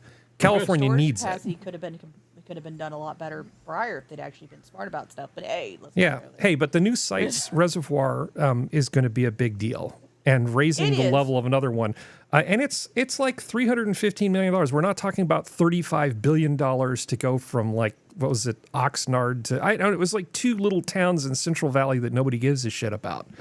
It's $315 million to dramatically increase the water supply, which shows that they're reviewing stuff, and the stuff that makes sense, they're now letting the checks get written. Like you said, you got to put the brakes on everything first, and then go through it with a fine-tooth comb and go, okay, this is obviously for the betterment of our country. This is obviously garbage propaganda for a country we don't really give a shit about. Hey, Scap. There's a difference. Hey, Scap. Yeah. So I talked to a guy I know who's a government employee. He's a guy who works at NASA, and he's a govy. And I said, hey, did you send off your tweet with your 5 things that you got done last What week and were send it 5 off to things? Elon. Yes. And so we were joking about this, and he pointed out that his boss said, "Well, you can do it if you want to, but you don't have to. It's fine. It's optional." But the guy I was talking to had a theory about why Musk wanted this to be done, and it hadn't occurred to me. The thought is that if you send a message to Doge and you CC your boss, by looking at all those messages that come in, you can do what LinkedIn basically does and use an algorithm. And from that data, you can actually build a chart of who reports to who. The whole hierarchy of the government workforce can be determined from the responses to these things. It's just a combinatorics exercise. It is. There are duplicate lines of authority, dotted lines, things like Yeah, that. people get matrix managed all the time. Yeah, absolutely. Right, exactly. It wouldn't cover that, but yeah, is for the hierarchical part of the diagram, it would produce it. Yeah, if enough people responded to that, because I don't know, how many of you guys are on LinkedIn? I'm on LinkedIn. No. I think I have an account floating Okay. around somewhere. So when you sign up for LinkedIn, one of the things they'll say is, "Hey, do you want to give us access to your email account so that we can go through and look at your like who you know?" Right? So they know that person A has connections to these 20 people and person B has these 20 or whatever. And they essentially look at the graph of connections that people have, the social connections, and then use that to make suggestions to you about like who you might be interested in connecting with. But the fact, people don't realize if you have access to a bunch of people's email accounts, or more importantly, their address books, you can build these maps of social networks. Yes. So what Elon might have actually been trying to do, and I think this is a charitable interpretation, is by having people respond to these, they can build a map that shows you sort of in real time what the hierarchy of the U.S. government looks like. And if that's true, it's actually very smart. It is very smart, but I have trouble thinking that was anything more than a tangential objective. Well, the guy I was talking to was an actual research guy at NASA. So, he may be giving Elon more credit. But Elon does think like an engineer. I could totally see that being true. But anyway, did the guy actually submit the memo? Well, he said that the way the email came in, it actually looked like it came from an external source. So based on policy, if he does respond, he needs to encode it in such a way that only if the person has a government ID with the chip on it that they'd be able to read it. So he was thinking about passive-aggressively sending it encoded for government eyes only. And there's a good chance that Elon might not actually be able to read that, depending on... Yeah. That would be hilarious. Oh, I told him definitely do it. See, but this is the whole, like, should it be said? Should it be said by me? Should it be said by me now? You have not heard what I just said from anybody else, right? No, I have not. Because so much of YouTube is just a damn echo chamber, right? So if I have a chance to say something that I don't think you heard from anybody else, I'm going to say it. Good. Anyway. We want to hear it. So that's that theory right there. Excellent. Okay. Let's see. I have that listed under government actually working. I mean, honestly, $300 and something million to fix California's water supply, even if that's just their contribution, that's a cheap date. Because when you need water and you don't have it, it's pretty damn valuable. Yeah. Still would have been cheaper to. Oh, people could have died in those fires. Oh, this is No, I was just gonna sink California and just like. This is kind of a painful topic. Some dynamite along the fault line. We may need to put this off. Into the ocean. So while I've got Functional's attention here, you really liked that movie, The Gorge, right? Yeah, I had it. It was fun. So Plus, so you had to sail the high seas to see this, right? Because I don't think you have Apple TV. Why would I ever do anything so inappropriate? Yeah, or just wrong, right? No, I'm not accusing you, man. But Anna Taylor-Joy was in this thing, and can you I'm trusting you here. Can you give like a 1-minute description of this movie that doesn't ruin it for everybody? It was how Resident Evil should have been. But it doesn't have Mila in it, so. Boy is super special special forces assassin. Okay, this is what IMDb says. No. He asked me, and then she's super special European sharpshooter assassin girl. No, great. This will be great, Serenity. Don't worry. And so they have to go and do this thing, and they meet each other and fall in love, and hilarity ensues. Now, what was so it's IMDb? Mr. and Mrs. Smith, but with a giant canyon between the two of them. Is that what you're saying? Yeah. There's a canyon and mystery and Okay, Serenity, give us the made me not want to see it. the appropriate praise. Well, it's Resident Evil. Like it's good Resident Evil. Okay, Serenity. I love the bad Resident Evil. Oh, Serenity is muted. Okay. She had to step away. That these things happen. Okay, so Anna Taylor-Joy, every time I look at her, I can't. This is like when I would tease my friend about Charlize Theron's head being misshapen. Her eyes are too far apart. I know you really like her, and I'm sorry to break it to you, but that woman looks. Nice way to say it is exotic. She looks exotic. I think there's some alien DNA in there somewhere. Yeah. So nobody's perfect. No, I mean just saying. But Harry being all he Mr. has- High Value Judgy. Maybe she has kinfolk on that water world where they're 8 feet tall and maybe, all yeah, beautiful and everything. she's feeling blue. But Apple TV, like other than me, I don't know anybody who actually even pays for that service. I'm like the only one that I know of Most that people has don't. it. What? Oh, Most people don't. you typed it out in chat. Yeah, the thing Yep. about Apple TV is they have some fantastic content, but they don't have enough of like all the regular stuff. Like if you get Netflix, you get the special Netflix stuff plus this huge back catalog. Apple's very much quality over quantity, and you're paying real money to get the thing. I don't think most people are comfortable paying whatever it is, like $10 a month, to only have access to a handful of shows. I think What's I like- think Prime TV would not be doing as well as it was if it wasn't included in Amazon Prime, which a lot of people subscribe to for the cheaper shipping and frequent use of it. Sorry, go ahead. But yeah, what was your take on that, Serenity? Well, it's 'Cause- just like they have Severance, which Severance with how it is and how I've seen parts of it. Severance is good. The issue is, as with everything, a lot of people are misinterpreting what it is, which is hilarious. I've heard good things about the Gorge. I use my cousin's account when I'm at my cousin's house, so I've seen some of these things. I just haven't watched it yet because I haven't been to his house in a while.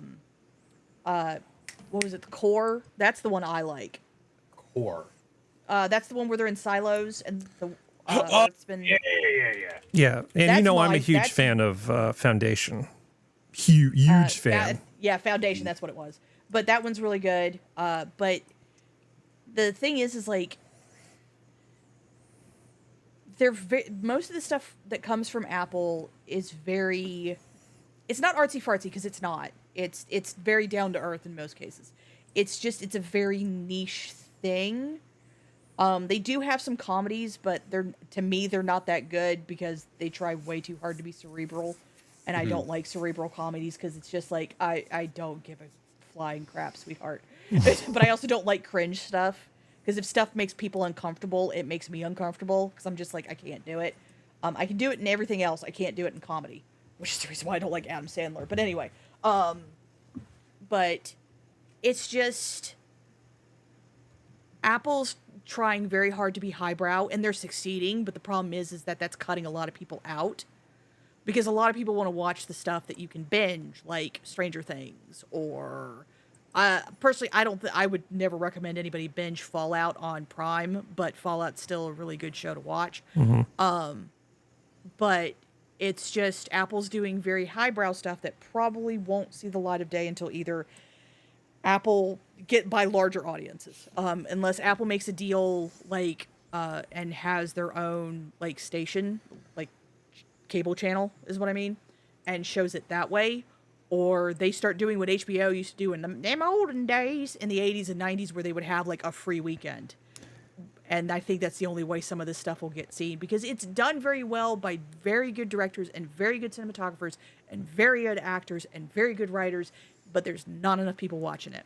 That's true. They have another show that's the coming sad out part. with Anna Taylor-Joy as well. She's their new darling. She She's is Apple their TV's new darling. So just dropped a first look at new crime drama with Anna Taylor-Joy, and it's already on my must-watch list. Well, there you go. So Yeah, Duck Dog. It is a bit of a satire of bureaucracy. I agree. Severance was lucky to stick the landing. There was a very good chance they couldn't have, because there's some shows that don't stick the landing. So far, Apple TV stuff has stuck the landing. Now, whether they try to get another season out of it, that's when the problem starts happening. yeah, nobody's going to remember it unless it. Well, I mean, they're 'cause going to happened from remember it, 9 just to not 5. they're not going to. The problem is like a lot of shows, because the West has a very big problem with the fact that the creatives don't know how to say no to more money. Because sometimes you just have to say no to more money. You just have to say it. It sucks. I understand greed is part of all us human beings, but they need to do it. Like, you need to do what the creator of Breaking Bad did, which is like, I have this set number of story for this season. Yep, Vince That's what we're Gilligan, doing. right? Yes, Vince Gilligan. Yep. Like, don't do the Walking Dead crap.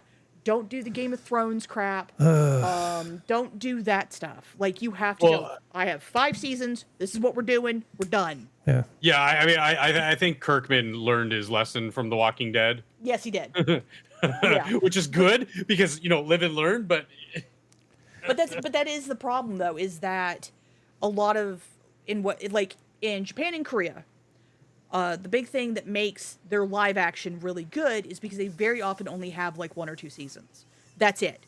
Mind you, some of these seasons are like 77 episodes, all of them an hour and a half long, but it's a contained. The story's already been approved. It's done. They're just filming it till the end, and then they're out. And that's what I would like the West to take from the East. That is what I want.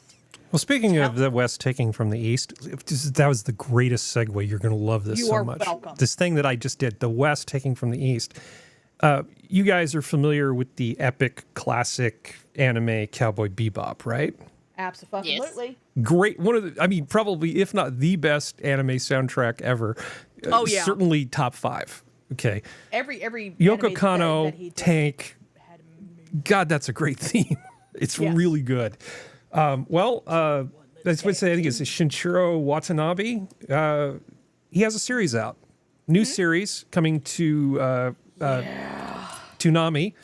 And then the day after, they're going to show it on Max. Yeah. Now, a lot of people have Max because if you have like cable, almost You get a Max. lot of cable companies, you can sign into Max just using your login for whoever your cable provider is. They have a lot of those deals. I don't pay anything for Max, and I use it all the time. It's great. Do I want to watch Dune for free? Yeah, totally. I want to watch Hours of Dune your for life free. going away. Yeah, exactly. But there's a new sci-fi anime from Cowboy Bebop's creator that looks like a jazz-fueled blast. So. It gives me way too much Cowboy Bebop vibes. That's my problem with it. Well, the part I've watched the trailer and it's just like I'm sitting there going. So my problem is that it sounds a little too much like we're leveraging present day things like the whole COVID-19 vax sort of thing. So That makes sense, too. An It's just emergency like- task force is assembled when a miracle cure is hijacked for purging populations. Hey, we've got this great new pain medication. Oh, so sorry. In like 7 months, you're going to die.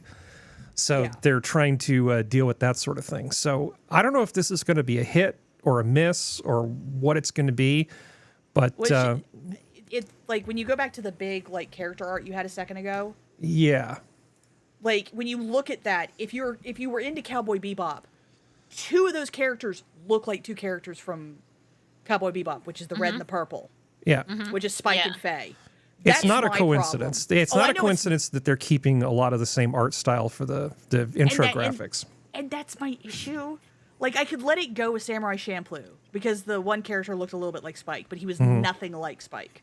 I could let that It go. looks similar, but in the more modern Style, with less Japanese anime grainy. style, which Yeah. feels less like I don't know. Maybe this is nostalgia, probably glasses speaking, but it feels less soulful.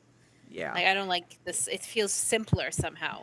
And the thing It is looks that like every Wa- other anime to me. well, and the problem is that Watanabe doesn't have his writer anymore because his writer died. because it was what Cowboy Bebop was done by Watanabe and somebody else, and I can't remember their name, and I'm so sorry, ma'am. I know you passed away not too many years ago, but I'm sorry. And that's the issue, is that she was one of the main kind of big things behind it too, was she was a very good writer. And that's, I don't know if Watanabe, because Watanabe, the last thing he did after Samurai Champloo, I gotta look it up now, was dog shit. It was bad. Like, it was just, well, if you've got Max, this is going to be free. If you liked Cowboy Bebop, or you wanted to look at something for free, this is going to be available. So I mean, it's you're not gonna. Nobody's asking a lot of you Steve to Blum's check it in out. Of course he is. Yeah, well, he'd be the voice. Yeah, but yeah, it's one of those. It's like, I hope it does well. I hope I'm freaking wrong. It's just. It's not scratching an itch for me the way it should. It's making me go, ooh. This is very mainstream anime, though. Oh yeah, I know. That's the other problem. Hey, Functional. I know, just to bring Functional back in. Sorry, Skep, I don't have any way to make this relatable for you. But Functional, remember when Babylon 5 ended, when they had Crusade with Gary Cole? Oh, Did you hate that, or did you like it? I fucking hated it. Oh, really? Let's talk It had about it no some more. funding. Like, it had even less funding than B5, so it is visually painful to watch. Like, visually painful. But it like, had it was worse sets than Star Trek TOS, with Yeah. like worse CGI than like Australian generic sci-fi program 37. You know? Oh, also, real quick. Yeah. Thank you, Assassin. Keiko Nabumuro. That's who the writer was. Thank you, Assassin. Thank you. But continue on. Crusade, yeah. Yeah. Well, I mean, the thing is, that's sort of like the same sort of thing. Let's go out into space and find the cure because we're all going to die. So when you've got sort of that kind of hook for a story, it can make for some pretty damn lazy writing, right? It's because, I mean, that's a concern of mine, because it's kind of like a MacGuffin. You know, we have to go out into space to get the magic thing, otherwise everybody dies. And then you can just sort of have episodic things that happen that don't even necessarily have to move the story along all that much, because you're just out in space sort of searching. Yes, It can make for some very lazy writing. So my one concern here is that this could suck in the same way that Crusade kind of did, where you're moving along, but you don't feel like you're getting any closer to the destination, et cetera, et cetera, et cetera. Well, it's anime, so you know my thoughts on that. Hey, at least the music's probably going to be good. Although I don't know if Yoko Kanno is still alive. I mean, I'm excited because Orville season 4 is in production. So There you go. Well, you like TNG, so that's basically. Oh yeah, I tell everyone, I'm like, it's the best Star Trek we've had since DS9. Yeah. And then people are like looking at me like, wait, but Voyager and Enterprise came out after DS9. I'm like, yeah, I stand by my words. Yeah, I'm one of 5 people that actually enjoyed the first season of Enterprise. So Don't get me wrong, I fucking love Enterprise. It's like a guilty little. it's a real slow burn. But it's a departure from what Star Trek is. Star Trek is supposed to be It's the not future. Trek. Which one? the Enterprise is not future, Trek? Utopia, the goals that we have achieved as humanity in this federation of planets. It's not the journey that got us there, or the hard, which, okay, you can tell those stories. That's why I was kind of entertained by Enterprise. But I could not watch Enterprise when it aired because the theme song turned me right off. It wasn't until The like first 10 season years one, or later the that I watched hold it all. on. They I was like, changed. hey, Hold on. They changed the theme song. It started out being sort of this slow guitar thing, right? And you hated that, right, from season 1, or did you hate the jazzed up version of it with the rock guitar that they added later? Oh, they were both just fucking awful, because the singer for both versions was the same, and he would do every line, and then you'd hear him inhale with that like disgusting wet mouth sound. Sounded like fucking Steve Shives. And Oh, every I'm time- so happy you said Steve Shives, because you're basically saying he sounds like Steve Shives looks. Yes. And I can like. I'm so dude proud could of not you right abide now. that kind of like passably decent singer, but like stick to karaoke or something, because I can't listen to that constant wet mouth inhale in between every line. Just no. And anytime I bring that up to somebody, they're like, "Now I can't ever unhear that." Okay. Well, speaking of space, let's. Yeah, Enterprise was kind of a giant retcon operation too, and it was. I took it for what it was, which was just like it was something separate. It was like more fan fiction than anything. Yeah, You guys are It was harsh. fun. You guys are a tough room. fucking harsh. I mean, Can be a break. Okay. Do you want to I talk can about critique space? lots of things. I can also like garbage. Like it's like food. Do Yes. you- Am I going to? Do you want to talk Am I about going to space? sustain myself off of those Yes. nice cuts of meat and potatoes and freshly baked bread? Sure. But do I like a bag of M&Ms every now and then? Yeah, why not? How about a supermassive black hole? Would you like to hear about that? Mm-hmm. Is it coming for us today? Yes, it is right now, actually. the Well, second? maybe not quite Good. this second. A supermassive black hole is heading 600,000. straight for the Milky Way galaxy, and here's what it means. So, essentially, there's a big old globular cluster right off to the side of our galaxy. There's a bunch of them. You see a lot of them in the southern hemisphere. And along with it, at its core, as many such things have, it's got a big old supermassive black hole with it, which will eventually spiral its Funnily way enough. into the one at the center of our galaxy. It should be quite the show, but this is like 1 billion plus years away. Yeah. I thought it was like 60 billion years or something stupid. Yeah. The galaxies colliding. That sure. Yeah, it's the Large Magellanic Cloud. So if you were to go to the southern hemisphere, go to Australia, and decide to go outside so you don't have to listen to people's accents, just go out into the country at night and look up. You would see this thing because it's essentially like a small galaxy that's just like right nearby. It's much closer than Andromeda. So this thing at its core has got this supermassive black hole. Now, what happens when two black holes collide? It's certainly going to be interesting. You know, people have talked about these experiments where they're going to detect gravitational waves. Well, if you want to cause ripples in space-time, smashing two black holes into each other is a really good way to do it. It's not something that happens all that often, but when it does, you can feel it for a very, very, very long way away.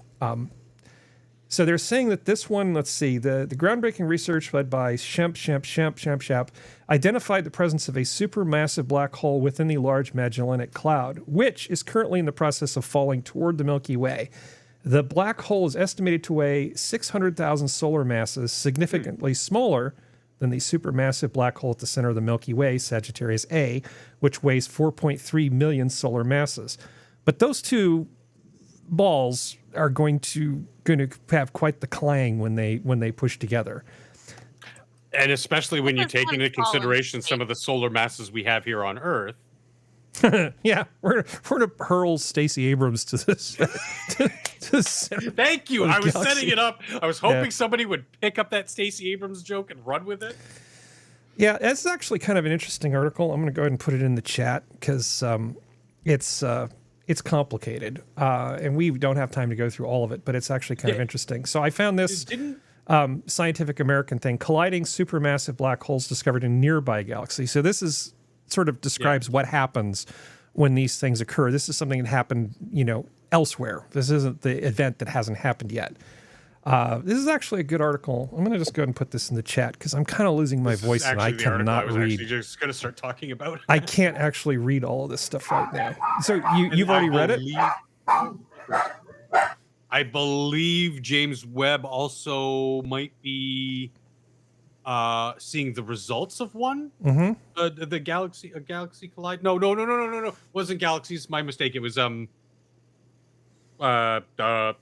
star solar systems. Two solar systems collided. Well, when black holes collide, you don't necessarily see a lot of stuff. Now, No. obviously, things that gets entrained in all this could light up the sky quite a bit. But None of too us dark. will be around, so it won't matter. Yeah, well, this is going to happen a long time from now. It's a bit sad.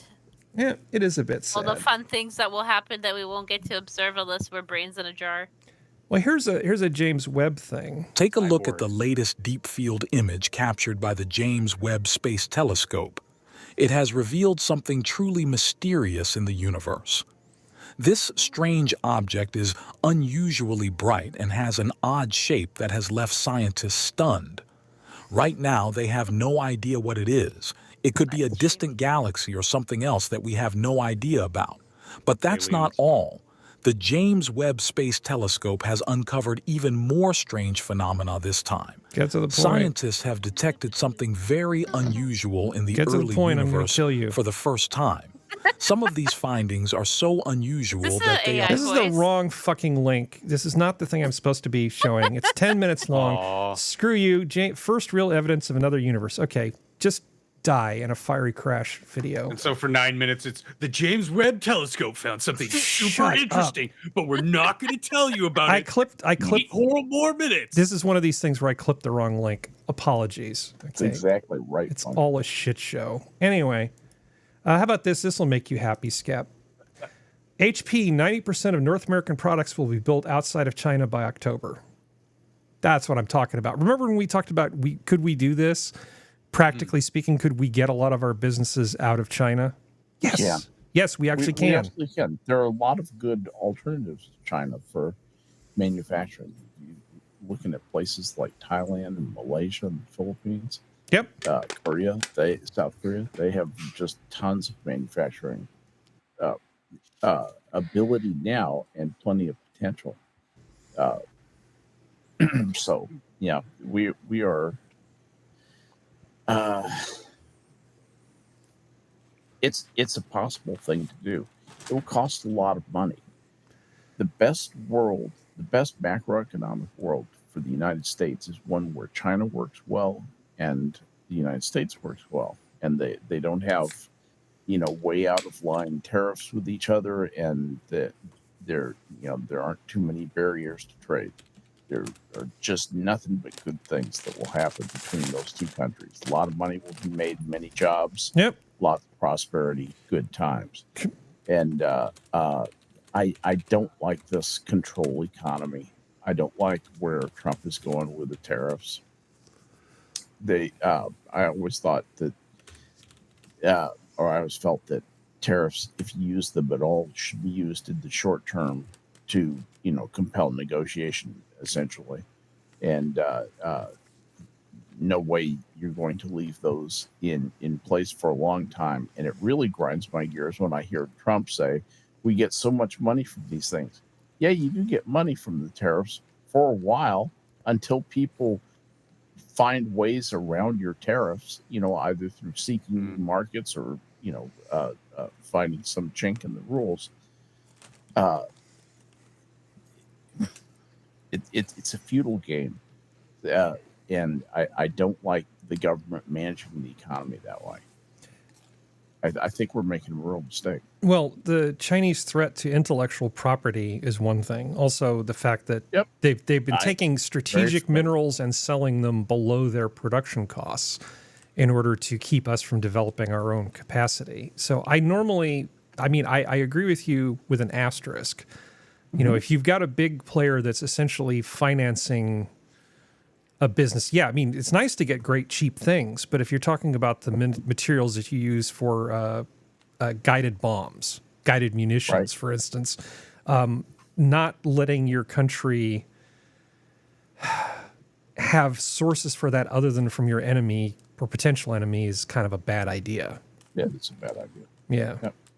Yep. I hear you. Yeah. But no, you're absolutely right. Now, we've talked about this a little bit before. I'm not a big fan of the whole tariff thing. If it's 5D chess to get a better arrangement, I'm fine. But tariffs in themselves as a means to pay for stuff, no, that's terrible. They hurt you. Yeah. They caught. I want the And long-term, Friedman-esque they do. utopia is what I want, Skep. I want Milton Friedman to look down on us and smile. And Frederick Hayek, too. Well, Friedman, when I was just a little kid growing up, I voraciously would read everything. So there was this, I learned to read pretty early, and we had this bookshelf, the shelves where the rails go on the wall, and then they have the little metal hangers, and you put the shelves on them that I love so much. Those were great. And they had just a bunch of these shelves, and I remember reading a Nixon memoir. I read the family medical book. And this was when I was very young. And one of the other things I read was Free to Choose by Milton and Rose Friedman. Oh, I love it. You know, Free this was like, you know, 5, 6-year-old Well, you're in Harry third just grade? ingesting About all of third this grade? stuff. No, that was earlier. I was reading Scientific that's American in first third grade, grade. you were I was reading reading Friedman? Scientific American in third grade. I'm not kidding. I know. Yeah. I did. But It's- no, it's but kinda Friedman, amazing. the ideas behind Friedman's stuff are not complicated. You know, it's all just basically fair play and doing every mutual advantage, and don't screw up your monetary policy. Friedman is very, very readable. I think Friedman's more yeah. readable than Sowell by a good measure. I mean, he's a very good communicator. And They're plus, both then they good came out with the TV series after that. You know, the Free to Choose thing on PBS. Yeah. Yeah. So, you know, I find Soul very digestible, though. honestly, though, the Austrians have had a really good run lately, don't you think? Yeah. Austrians are looking like $1 million right now. They're looking like they're looking really good. The Austrians, the thing about Friedman is, you know, he really was about freedom, right? Mm-hmm. And the Austrians are totally on board with that. Small government, maximum freedom. They just sort of come at the problem from different angles. But they arrive kind of they have very similar sets of goals in mind when they put all their stuff together. So I'm not anti-Austrian at all, even though I cut my teeth on Friedman and Just monetarism. don't be a Frankfurt one. Just don't be, what is it? Stupid Frankfurt School. Keynesians. Yeah. John Maynard Yes. Keynes. Or I guess the Frankfurt School is philosophy. Yeah, those School of Economic Thought would be the followers of Keynes. I don't know. I'm too tired to think straight about it. Stimulate the economy to Yeah. prime the pump. Oh, let's see. Where were we? Thing it is, that does work very briefly. All right. So I have, let's see. Who have I not talked to recently? Sora, are you still with me? I'm alive. I want to get your take on this. Yes. This could easily be one of those things where you and I totally don't agree, which is fine. So drone captures rare images of isolated people cut off from the rest of the world. So I see these tribal people, these primitive people, right, that we're just leaving the hell alone. And something about our attitude toward them and the way we treat them kind of irritates me. I think this is one of those noble, savage bullshit things that we're doing for our own benefit and not so much theirs. How do you feel about these primitive cultures? Should they be left alone? Or is it okay for us just to say, yeah, we recognize that some of this is your land, but don't go past this point or we're logging here and go pound sand? Because I feel like we infantilize these cultures in some weird sort of way that just does not feel right. These are human beings, right? They're not pets. This isn't some alien culture. This isn't the Prime Directive. This just seems really, really icky to me, the way we treat these folks, the special treatment. But what do you think about this, Sora? It's time to get with the program or get off the planet. Yeah, here's a free T-shirt. You get a T-shirt cannon. Send them some. No, it's interesting because I always think, how did you guys fail to be modernized? Or I know some are on on that island where that one idiot kid got killed, that went to a mission. So some of them are really isolated, literally by just water and stuff. And are these like from the Amazon or something like that? These It guys, looks like the I don't know. Amazon. Okay, so these are the fiercely independent Sentinelese of North Sentinel Island in India. India. Oh, these are the same ones. Yeah, the Yeah. Sentinel Island. This is the Yeah. one who killed the kid. The idiot who went. So everyone Yeah. said, "Don't go there. They're gonna kill you." Yeah, and send the he Mormons, went there right? and they got killed. At least they do what they're expected. I don't know. Listen, leave them alone.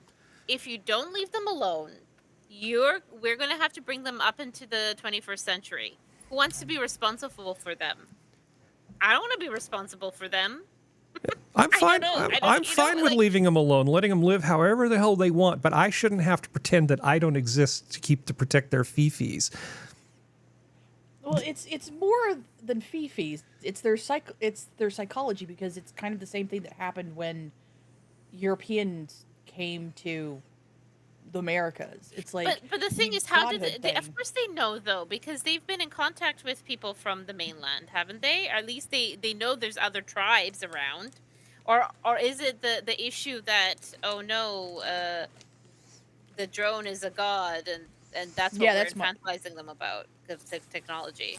Well, I'd be freaked out if I saw a drone and I didn't know what the hell it was. I know that for sure. Well, they're describing them as uncontacted, meaning we are treating them as if they're not Homo sapiens. We're treating them like they're an endangered species of animal. You know, I mean, they I'm kinda going to say are. something extremely controversial that's going to be extremely bad, okay? okay. Do it. I've tried enough. I Joe want to Functional know what their before. DNA is made up of, and what antibodies they have, and what they have and have not been exposed to. And that is Agreed. horrific. And I know that. And there's a lot of movies and books that start this way that go downhill fast. But it's I'm so curious. I want to know exactly. At the same time, I was like, you know. I have an idea. We get dirigibles, and then we find them when they're wandering around at night alone. We abduct them. We shine a bright light on them, and then we stun them, and then bring them back. We're not. And we're because not of because of Oklahoma the farming because of the this. We're not doing drugs that. the drugs that we use on them, they'll have a sense of lost time. And that's how ancient alien myths get started. Exactly. No, I'm glad I didn't have to explain that lame do joke that. that I just made. No. Can't we alien abduct them so we can get some DNA samples for Sora? Because she wants to know, and I think that's reason Find a enough. stool and do it that way. I think Sora's right to know trumps their right to bodily autonomy, don't you? Oh yeah, absolutely, Harry. I think so too. But okay. That was a joke, by the way, chat. Yeah. So in terms of the ethics of it, right? I don't know, man. It's the thing that annoys me is that, okay, well, they can, because they haven't been contacted, and they can be the aggressor, but you cannot be the aggressor back, right? So people stay away because I don't know, maybe you're not allowed to attack. I just feel that, sure, you leave them alone, but I don't know. Don't be surprised if they start like wandering over or something like that people are not going to take kindly to having these guys there. I just find it's weird that you have like people that can be a problem that you cannot communicate with. But it's like you did bring a good point at the beginning, though. It's like, how did they not have tech? Like, the Americas, I can kind of understand how they weren't, not really, but it makes a tiny bit more sense how they weren't to the level of Europeans and stuff like that. But like, how did the tribes in Africa not have gone up? How did they not catch anything? Like, no, like, modern boat, like, washed up on your shore or something? Like, how can you be that close to technology and civilization and had nothing? At least the Americas are separated by oceans on both sides, but like, what the fudge, man? Like, how does this happen? Like, I'm so curious about human evolution and how this crap happens. Like, like, how did everybody else have the wheel and Africa had nothing? Like, how does that happen? Well, there was something Sora said that I feel like I should give a serious answer to. So, about their DNA. Skep maybe knows more about this than I do, but there's this whole idea of like race, and people use the term race sloppily, right? Really what we're talking about, I think, are haplogroups. Yes. So if you want to talk about race, the Neanderthals were another race. I believe that that's normally the way to look at it. They don't look at them as another species, sort of as another race. They're a genetic variant of humans, the modern humans that are here they're now. another species. Except that they can interbreed and do all this other sort of stuff. That's why I think they're not Well, I guess maybe they are another species. Species can breed with other technically- species. But there were a Technically, they're- handful of the Denisovians. There's a handful of these groups that are like our very close relatives, many of which that don't exist anymore. But if you go into these different cultural regions, you'll find higher percentages of some of these other races' DNA in there. So it's entirely possible that you'll go in there, sample these guys, and they may have some part of their DNA that's very different because of who their earlier ancestors were before they became isolated That than the definitely rest has of us. happened before. Harry. Yeah. Well, that's how we found the Definitely is. Denisovians, their Right. DNA in modern populations. What's like how much human DNA has Neanderthal in it? Like Depends on where you're Well, from. If you're Northern European, it's like 1.5 to 3% kind of thing. Yeah, it's about 2%. That's right. Yeah. That's exactly right. Yeah, but if you go Making to people in babies everywhere. Africa, then no, none of that. And Yeah, they got zero. and certain kinds of immunities, certain types of diseases and proclivities towards certain types of disorders are linked to either having or not having that DNA. Overall, having the Neanderthal DNA It's a good thing, has been a actually. very beneficial thing for us. It is. You get all kinds of cross immunity from it. Well, beneficial if you're living in Northern Europe. Yeah. There was a channel I used to watch, and I think it was called, Survive the Jive, who was this Northern European guy who talked a lot about migrations and genetic makeup of people. I don't know if I got the name of the channel right or I've got it right, but I find those kind of analyses to be really interesting. Yeah, me too. Because we used to track these things by where languages went. You'd track the migrations Sure. by what the language looked like, and you could sort of chart it all out. And it's like, no, mitochondrial DNA is a much better way to do it. Yeah, it beats the hell out of language or artifacts. That's the other way you did it was with Yeah. artifacts. And spread of language and spread of culture. Does this bone fishhook look familiar to you, Skip? Exactly. Let me tell you, I've spent some time doing just that. Doing that with clay pipes from New England. Well, you know From those 1600s. unpleasant people from Europe during World War II.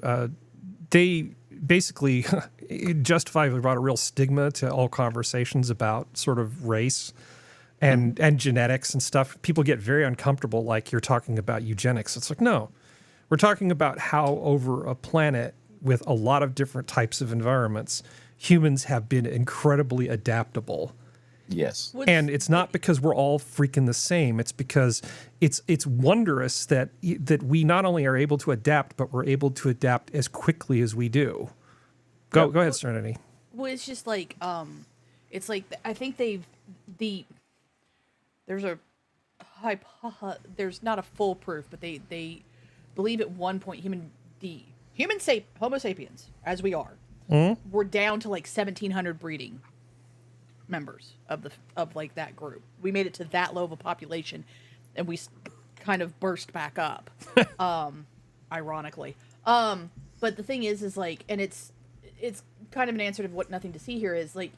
Homo part of the Homo sapiens is the genus that encompasses a lot of stuff, and there are some things under that genus that we couldn't breed with, but Neanderthals we could. And that's a lot of things that we're trying to figure out, because Neanderthal seems to be one of the more ones we were able to. And is it just an overlap thing? Or is it something else? Because we had overlaps with other of that. Like, I think we even had a small overlap with Homo erectus, I think. I can't remember. It was a whole thing. I back when History Channel was actually worth something. Before it became all Hitler all the time. We weren't around to try and breed with Homo erectus. It was one of the other ones then, because I remember Homo Neanderthal erectus is way back there. Yeah. It was a Neanderthal and someone else. Like there was another like human-esque thing that was around the same time we were that died out, and then Neanderthal and us died out, and then we There's like partially something within a breeding. like something with an A. Hold on. Yeah, it was, Australopithecus is what Yeah. I'm trying to think of. Yes. It's that Cheddar one. Man we're thinking of, Skep, because Australopithecus. did you used to like the name Cheddar Man? Cheddar Man's good. Cheddar Man was a myth, wasn't it, though? Yeah. Yeah. Piltdown Man was the big myth. That was the English myth. That was fake, right? That they That someone was fake. planted. Piltdown was. I I thought Cheddar Man was fake, too. I get them mixed up. Yeah, or as Gen Z would say, cap. See, do you like what I just did there? It's cap. That's beautiful. Yeah. Cheddarman was the one that they found in England. Yeah. And just an old skeleton they found. Yeah. Yeah, new scientists said ancient dark-skinned Briton Cheddarman may not be true. Yeah. Cap is the new jabroni. But it Come on, that's a good joke. That is a good joke. Hey, if you have to explain it, it's not very funny. but yeah, it's just like human genome, and like I agree with Sora. Like I want to know what their genome and stuff looks like because it's like, who did you breed off of? That's my next comment and question is, okay, how much longer are they going to even be on that island? How much longer do people like without having who are like they inbreeding with? Yeah, who really. are they breeding with?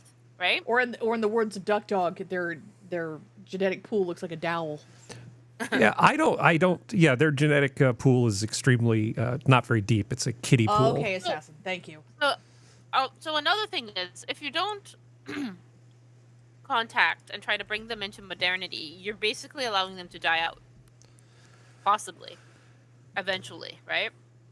Well, do they have a right to be completely unmolested? I mean, sure, we don't go in there and force them to vaccinate their kids, but the idea that they should be like set aside from the rest of humanity, that they are somehow entitled to that kind of special treatment.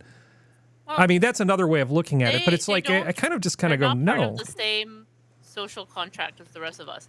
Well, hey, everybody who's I say march them off their land, march them across a continent, and give them their own trail of tears so they can be aggrieved too. Well, you are correct. They haven't been exposed to Rousseau, who was a dirty hippie. It's really too bad that Prospero isn't here because you mentioned the social contract. None of us who are born into the social contract give our consent. And I don't mean to sound like one of these, what are they, these people who talk about their birth certificate and traveling. The sovereign citizen. Okay, and I'm not trying to make an argument for the whole sovereign citizen thing, just that the social contract is an interesting talking point, much like the words at the bottom of the Statue of Liberty, about the tired and poor. It's like this isn't those words themselves are good for explaining things, but they're not binding. So the social contract was a political philosophy that tried to explain a bunch of stuff. They're on that island, right? So we acknowledge that maybe they own that land. But I don't see why we shouldn't be able to do whatever the hell we want as long as we're not, say, like in their territorial waters. We should not have to hide from them. They're not entitled to that. I'm amazed India hasn't. That's the thing. Like that, because India's not exactly no. Is that a superstition thing with them? That's the only thing that makes sense, because it's like India's not exact. As much as everybody tries to go dirty British who came here and did stuff to us, y'all were no better. Like India was no better. India was like every other country. I'm amazed they haven't tried to take it over with all those beautiful resources on that island. I'm amazed they haven't tried anything. A nice big Trump casino there would be great, and you give them all jobs. Give them all jobs. Would be lovely. Yeah. Well, I'm surprised. Like I think was it Duck Dog who said something earlier. Probably. That eventually will be. Let's see.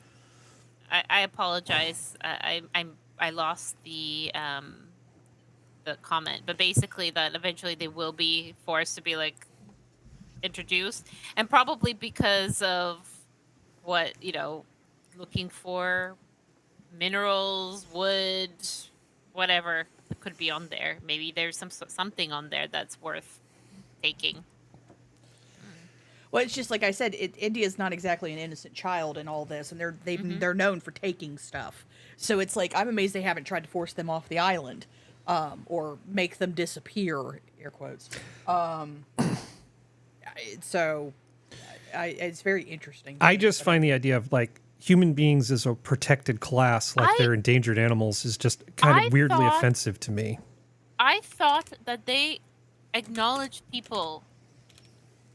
Like, I swear, I don't know, maybe it's a different hidden people. It's a different hidden people. There's a bunch of them like in the jungle and the Amazon and stuff. Yeah, there's a bunch in Amazon. I know that one. That know we're here, but they live kind of the way they live. And they let camera crews in every once in a while and let them like see stuff, but they don't really. you show up and you see like little kids wearing T-shirts that got donated and stuff. It's like if you're wearing an AC/DC T-shirt, you know, you've Got been good contacted by humanity at that point. Yeah. Yeah. I'm sorry, the Prime Directive doesn't apply to other human beings.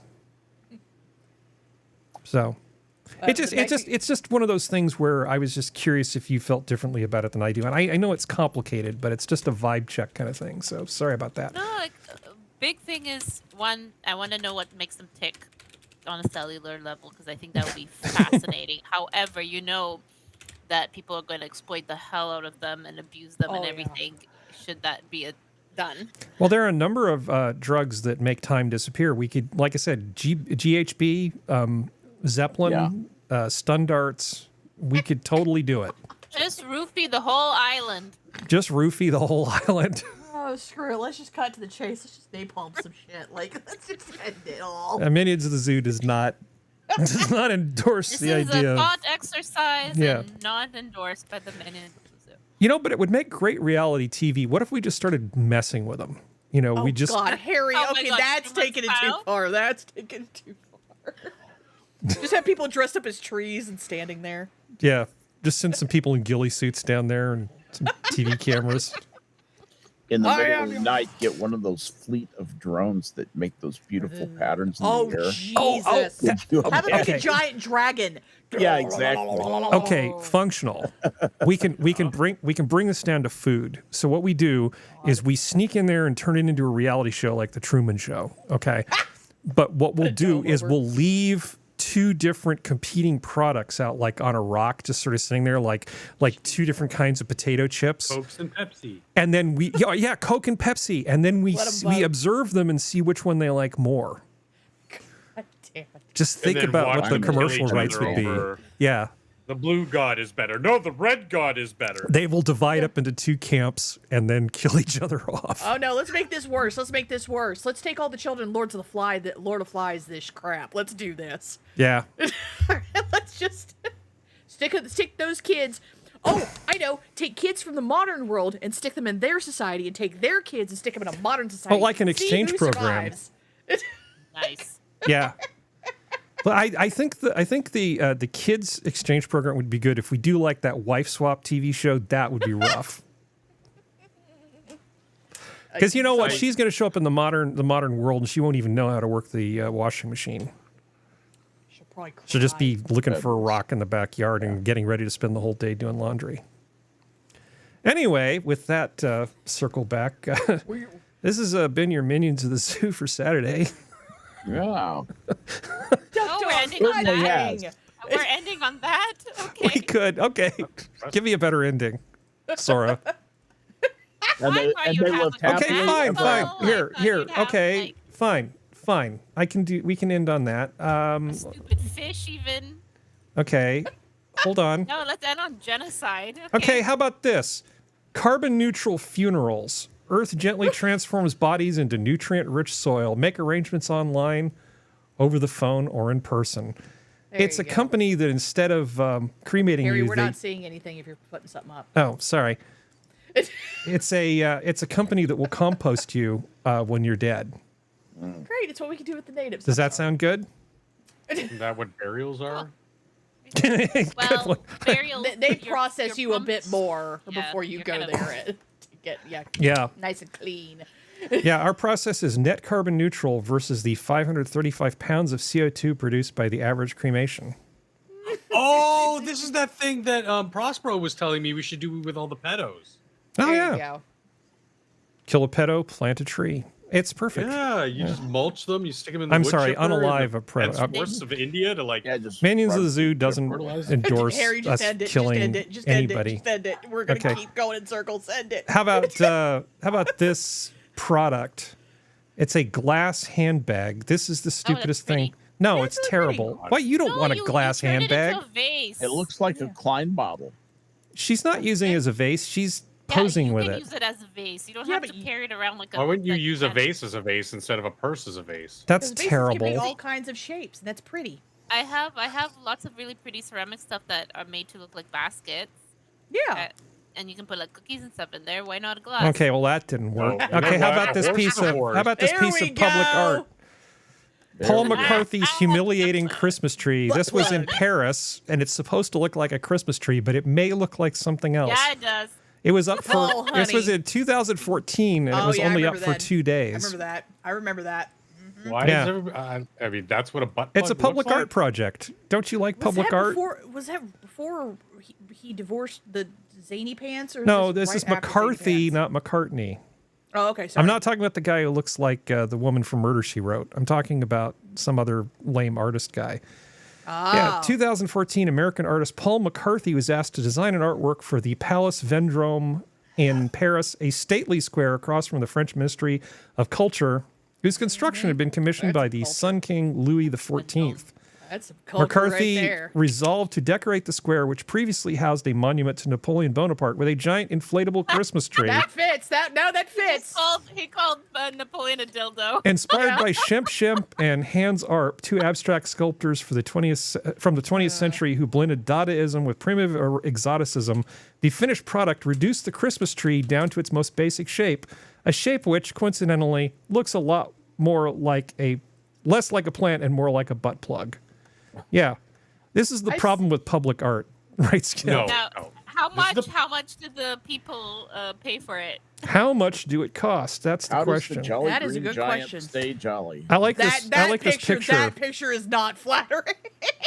Okay, dude, kiss the plug. I mean, tree. Let's see, how much did this damn thing cost? It looks like it was just an inflatable, so it wasn't. It probably was too inflatable. bad. It shouldn't be that bad. Well, it is the French, though. They do get. I don't know taken how for much a the lot of French money. played for their. Oh, that's why they know what butt plugs look like. Exactly. Okay, is that better, Frenchman. Sora? I like it. Are you happy now? Yes. This Okay. is a good ending.